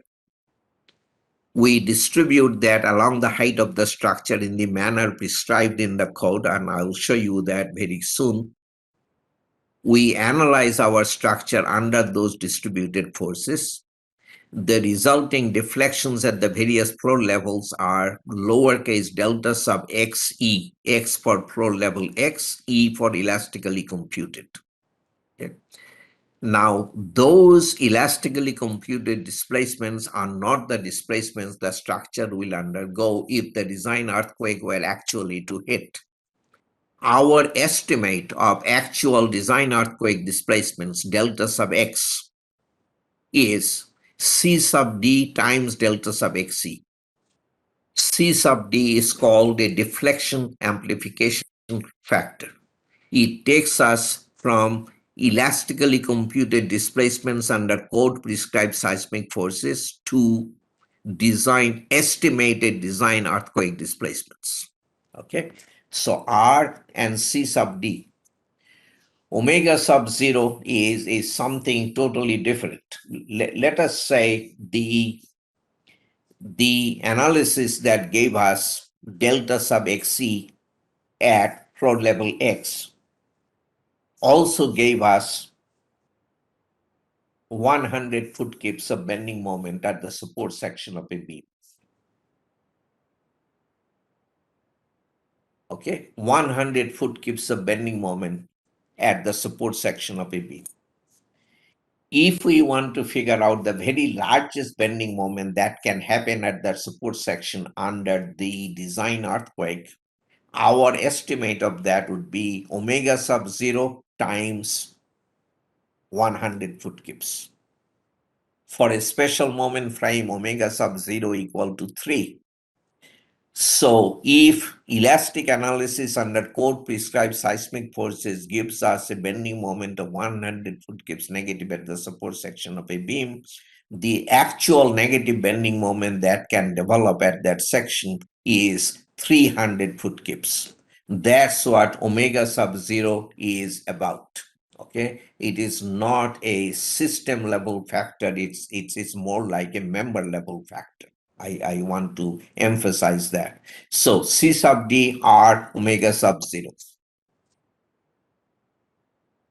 Just like we talked about benchmark site classes, there are two kind of benchmark structural systems. One is a bearing wall system with special reinforced concrete or masonry shear walls. Those are designed for an R of 5. In ASC 705, you have the same value. The other is special moment resisting frame system. And the R value in ASC 705 is 8. And you have the same R of 8. So those are kind of benchmark systems. And the other systems were assigned R values initially by comparison with those benchmark systems. Now, the structural systems that are defined in ASC 705 and BNBC 2020, the basic seismic force resisting structural systems. There are 4. To the top left is the moment resisting frame system, where beam column frames or slab column frames, as the case may be, carry gravity as well as lateral loads. There are no shear walls doing anything significant for us. Okay, so that is the moment resisting frame system. Then what used to be called in the old days the box system, for a long time now we have called it a bearing wall system, where shear walls carry gravity loads and the same bearing walls acting as shear walls carry lateral loads. Okay, shear wall by definition is a wall that carries gravity as well as in plane as opposed to out of plane lateral loads. So in a bearing wall system, shear walls carry 100% of the gravity and 100% of the lateral forces, the same shear walls. Okay. Then there are combination shear wall frame systems, which can be designed in two different ways, as dual system or as a building frame system, as we call it. In a dual system, the shear walls and the frames both participate in carrying gravity as well as lateral loads. In a shear wall frame system, we as engineers may not decide that the shear walls will carry 60% of the lateral loads, and we will design the frames to carry the remaining 40% of the lateral loads. That is not our decision to make. The structure decides. If you do a proper interactive analysis of the combined structural system under lateral forces, you will see that near the bottom of the structure, almost the entire base shear goes to the shear walls with nothing carried by the frames. And as you go up, the frames pick up more and more with the shear walls unloading on the frames. Okay, you have to design the frames on the shear walls on the basis of that interactive analysis. Okay, they will take different percentages of story shear on the different floor levels. In addition, you have to design the frames independently of the shear walls to carry 1/4 of the design lateral forces. This is the concept of the backup frame that has been with us since the 1971 San Fernando earthquake. If we design the frames based on interactive analysis, the columns at the bottoms of the frames would be very flimsy, because remember, at the bottom, entire base shear goes to the shear walls, nothing comes to the columns. We cannot design on that basis. So the columns in the lower levels of the frames are designed based on this 25% of the design base shear having to be carried by the frames. So that is a dual system. In a building frame system, we separate gravity resistance from lateral resistance. We have to have essentially complete frames, essentially complete moment frames carrying substantially all the gravity. The words essentially and substantially are both important. I didn't just throw them in. The frame has to be essentially complete, not necessarily 100.00% complete. And the and substantially all the gravity loads has to be taken by the frames. That doesn't mean the weights of the shear walls have to be carried by the frames. Okay, so 100 essentially complete frames carrying substantially all the gravity and 100% lateral force resisting shear walls. Okay, so gravity resistance is separated from lateral resistance.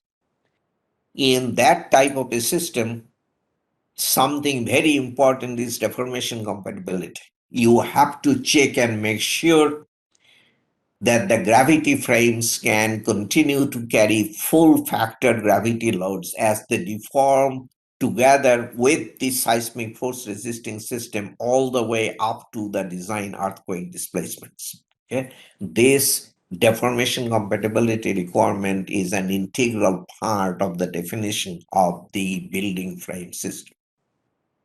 Everything else that we design falls under the category of undefined structural systems, which have to be designed by comparison with one of the defined systems. That's how the system works. Okay, the R omega sub 0 C sub d values are given in AC 705 table 12.2-1, BNBC 2020 table 62.19. Okay, I have listed the concrete systems, moment resisting frame system, dual system with special moment frames, dual system with intermediate moment frames, bearing wall system, and building frame system. Some of the systems listed in AC 705 are not in BNBC. But anyway, this table is for you to look at. I don't know that I will gain anything by spending time. Detailing requirements are given in AC 7 chapter 14. That column doesn't apply to you. There are height limits on all structural systems other than the special moment frame and the dual system featuring the special moment frame. The height limits typically apply to the high seismic design categories D, E, and F. Obviously, you do not have E and F, so your concern is only design category D. So design category D, you do have height limits in table 6.2.19 that you have to deal with. NL is no limit, NP is not permitted. And when you have a number, that is the height limit on the structural system. Combinations of structural systems are talked about in AC7 as well as BNBC. If you have combination in the same direction, moment frame, shear walls, and if the combination is not designed as a dual system, then the rule is that you shall design for the lowest R value of all the systems that are strung together.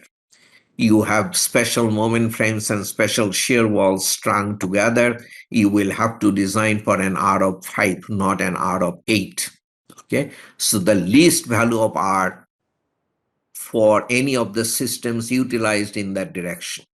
Deflection amplification factor C sub D in the direction under consideration shall not be less. So C sub D will be the largest, and omega sub 0 also shall be the largest. BNBC doesn't say that, AC 705 says that. If you have different combinations in different horizontal directions, you have special moment frame here, special shear walls there. You design for the respective R, omega sub 0 and C sub D values. Okay, pretty simple. Vertical combinations of structural systems. AC7 deals with it. BNBC, I did not see it mentioned, so I did not go there. Vertical combinations of structural systems. So in the design base shear equation, we had period, we had R, we also had I, importance factor I. These are the I values they depend only on the occupancy category of the structure. This category I should have changed to occupancy category. However, time I spend and trouble I take, there are going to be mistakes in the slide sets. So please change that to occupancy category. Anyway, occupancy category 1 and 2. So unimportant buildings as well as standard occupancy I is 1. Assembly buildings, schools, and so forth, 1.25, and essential facilities and hazardous facilities 1.5. Pretty simple. Okay. The design base shear is distributed along the height of the structure in a linear fashion if period is up to half a second. K of 1 in this expression will give you a linear distribution of the base shear going from 0 at the base to a maximum at the top. K of 2 will give you a parabolic distribution, 0 at the base to a maximum at the top. And we use a parabolic distribution for period larger than or equal to 2.5 seconds. Okay? If the period of your structure is between 1.5 and 2 seconds, we interpolate between a K value of 1 and 2. So we will get something between a linear and a parabolic distribution. Or you are always allowed to use a parabolic distribution because that way you're penalizing yourself. You are bringing more of the forces to the top of the building, which will give you more of a turning moment for the same base shear. Okay. So this is the distribution of the design base shear along the height of the structure. This is something between a straight line and a parabola, K of 1 and K of 2. This gives you a lateral force at every floor level, which is denoted by capital F sub x for floor level x. Okay. And when we talk about story shear, this is floor level x, this is story x, below floor level x. Story shear in story X is the sum of all the forces above the story. So it will be F sub X to F sub N, all the forces from X to N. That is story shear. How is the so this is the plan of a building where we have in the up and down direction 2 moment frames and 3 shear walls of unequal length. How is the story shear distributed among the 5 resisting elements, the 2 frames and the 3 shear walls? The answer is in proportion to their relative lateral rigidities. How much force is needed to impart 1 unit of interstory displacement to one of those resisting systems. The higher the force, the more rigid the system, and the larger proportion of B sub X it picks up. Okay, so uh, 2 frames, 3 shear walls, they will share B sub X in proportion to their relative lateral rigidities if the diaphragm itself is rigid. That means the diaphragm, the floor slab acting in plane, does not deflect too much under the lateral forces. Okay, that's basically what it means. If the diaphragm itself is stiff, then the distribution is according to their relative lateral rigidities. If the diaphragm is flexible, flexible versus rigid diaphragm are defined in the code, then the distribution will be according to tributary areas, not the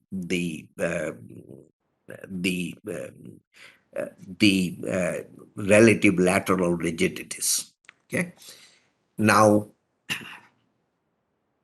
the story shear acts through the center of mass, which is pretty much at the geometric centroid of the plan, because mass is, I keep on saying, mainly in the floors and the roof, not so much in the vertical elements like the columns and the shear walls. Okay, so the fact that this shear wall is longer than that shear wall does not move the center of mass from the centroid of the section. Resistance to the story shear acts through the center of rigidity. Center of rigidity is decidedly to the left of centroid, because this shear wall being so much longer than that shear wall, it is much more rigid. Rigidity is proportional to the cube of the length. So the center of rigidity is to the left. That means there is an eccentricity between the center of mass and the center of rigidity, which will cause torsion. This picture is deficient in that torsion is always resisted not just by the elements in one direction, but also those elements, the perpendicular elements. And I have not brought that into the picture because it would complicate it, but anyway, you get the idea. So that's how torsion comes into the picture. It is not only the story shear but also the torsion. The torsion will increase the forces in this frame in that shear wall, and will take away from the forces from those 2 shear walls and the frame. The take away we ignored in design, but the addition we have to consider in design. So torsional moment due to difference in location of center of mass and center of resistance must be considered for rigid diaphragms. For rigid diaphragms must be included accidental. Okay, so when the center of mass and the center of rigidity coincide, if those shear walls were of the same length, that would be the case. Even then, we consider an accidental torsion equal to the story shear multiplied by 5% of the plan dimension perpendicular to the story shear. There was a time when we used to design for actual torsion subject to a minimum of the accidental torsion, but now for a long time, we are required to design for actual torsion plus accidental torsion. The actual torsion is now called inherent torsion in ASC 705. So we are required to design for inherent torsion plus accidental torsion. So 5%, I told you what accidental torsion is. Now, if we have a torsionally irregular building, which we will discuss at length tomorrow, we are required to amplify accidental torsion by a factor of up to 3. And we will look at that in more detail tomorrow. So if it is a torsionally irregular building, we will have to design for actual torsion plus accidental torsion amplified by an amplification factor that can be up to 3. Overturning moments are simply the lateral forces at the various floor levels times their height above the base added together. Nothing. This is statistically this is statics. Okay, but the important thing is BNBC in 72578 tells you the foundations of structures except inverted pendulum structures. This is the only time I saw that inverted pendulum mentioned. It is not defined or anything. At least I haven't. Anyway, let's not go into that. The foundations of structures shall be permitted to be designed for 3/4 of the foundation overturning design moment M sub 0 determined using above equation. You get a 25% discount on that moment. This this is not in a C7. All memories came back. It was in the UBC in the old days, but a long time ago, and I can remember now when it was dropped. But and whether it was 25% or some other number, I can't remember. But we had that a long time ago, and it was kind of interesting to find it. The foundation. This is obviously very important. The foundations of structures, except inverted pendulum structures, shall be permitted to be designed for 3/4 of the foundation overturning design moment determined using above equation. Okay, I have one important part left, the drip check, and then the design, the load combinations. So let us, it is already 9:30 and even not allowing for questions. So let us leave it for tomorrow. I now have a much better sense of time.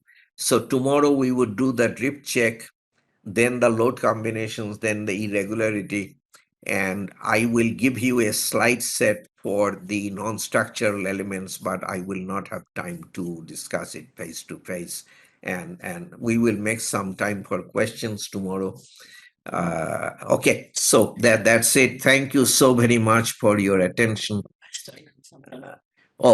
Pro has to announce something, so let me go to him. What do I do? Mute myself. Okay, thank you, Dr. Ghosh. So I have two things to say, two comments. So because today's webinar was not concluded, like the whole slide said, the whole material could not be covered. So I will keep today's quiz up till the end, till the day after tomorrow, basically. So in the normal process, today's quiz would expire tomorrow. But in this case, I will keep it up until the day after tomorrow. And the other thing is about the quiz for pre-recorded webinars.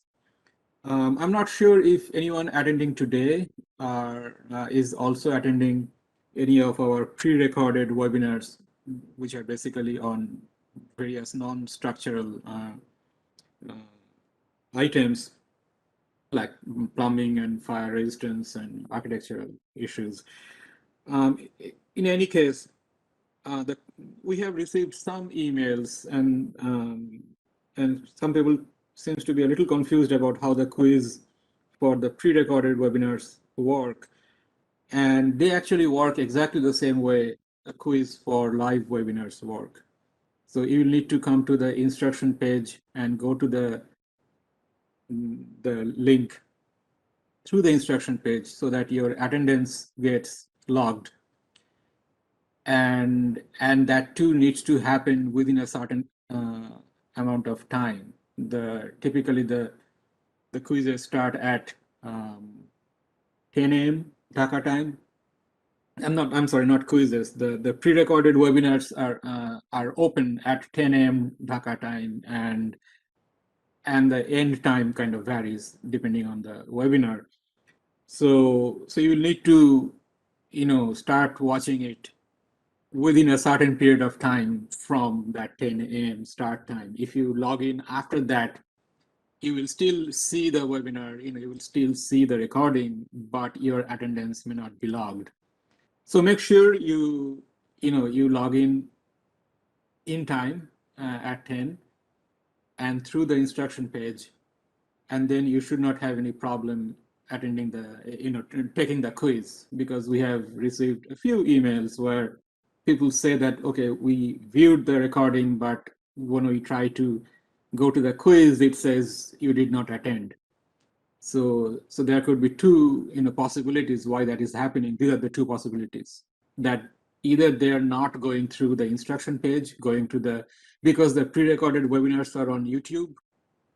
It is possible that some people are receiving the YouTube link directly and going to YouTube directly, and so then their attendance is not being logged, or they are going through the instruction page but doing it too late to get their attendance logged.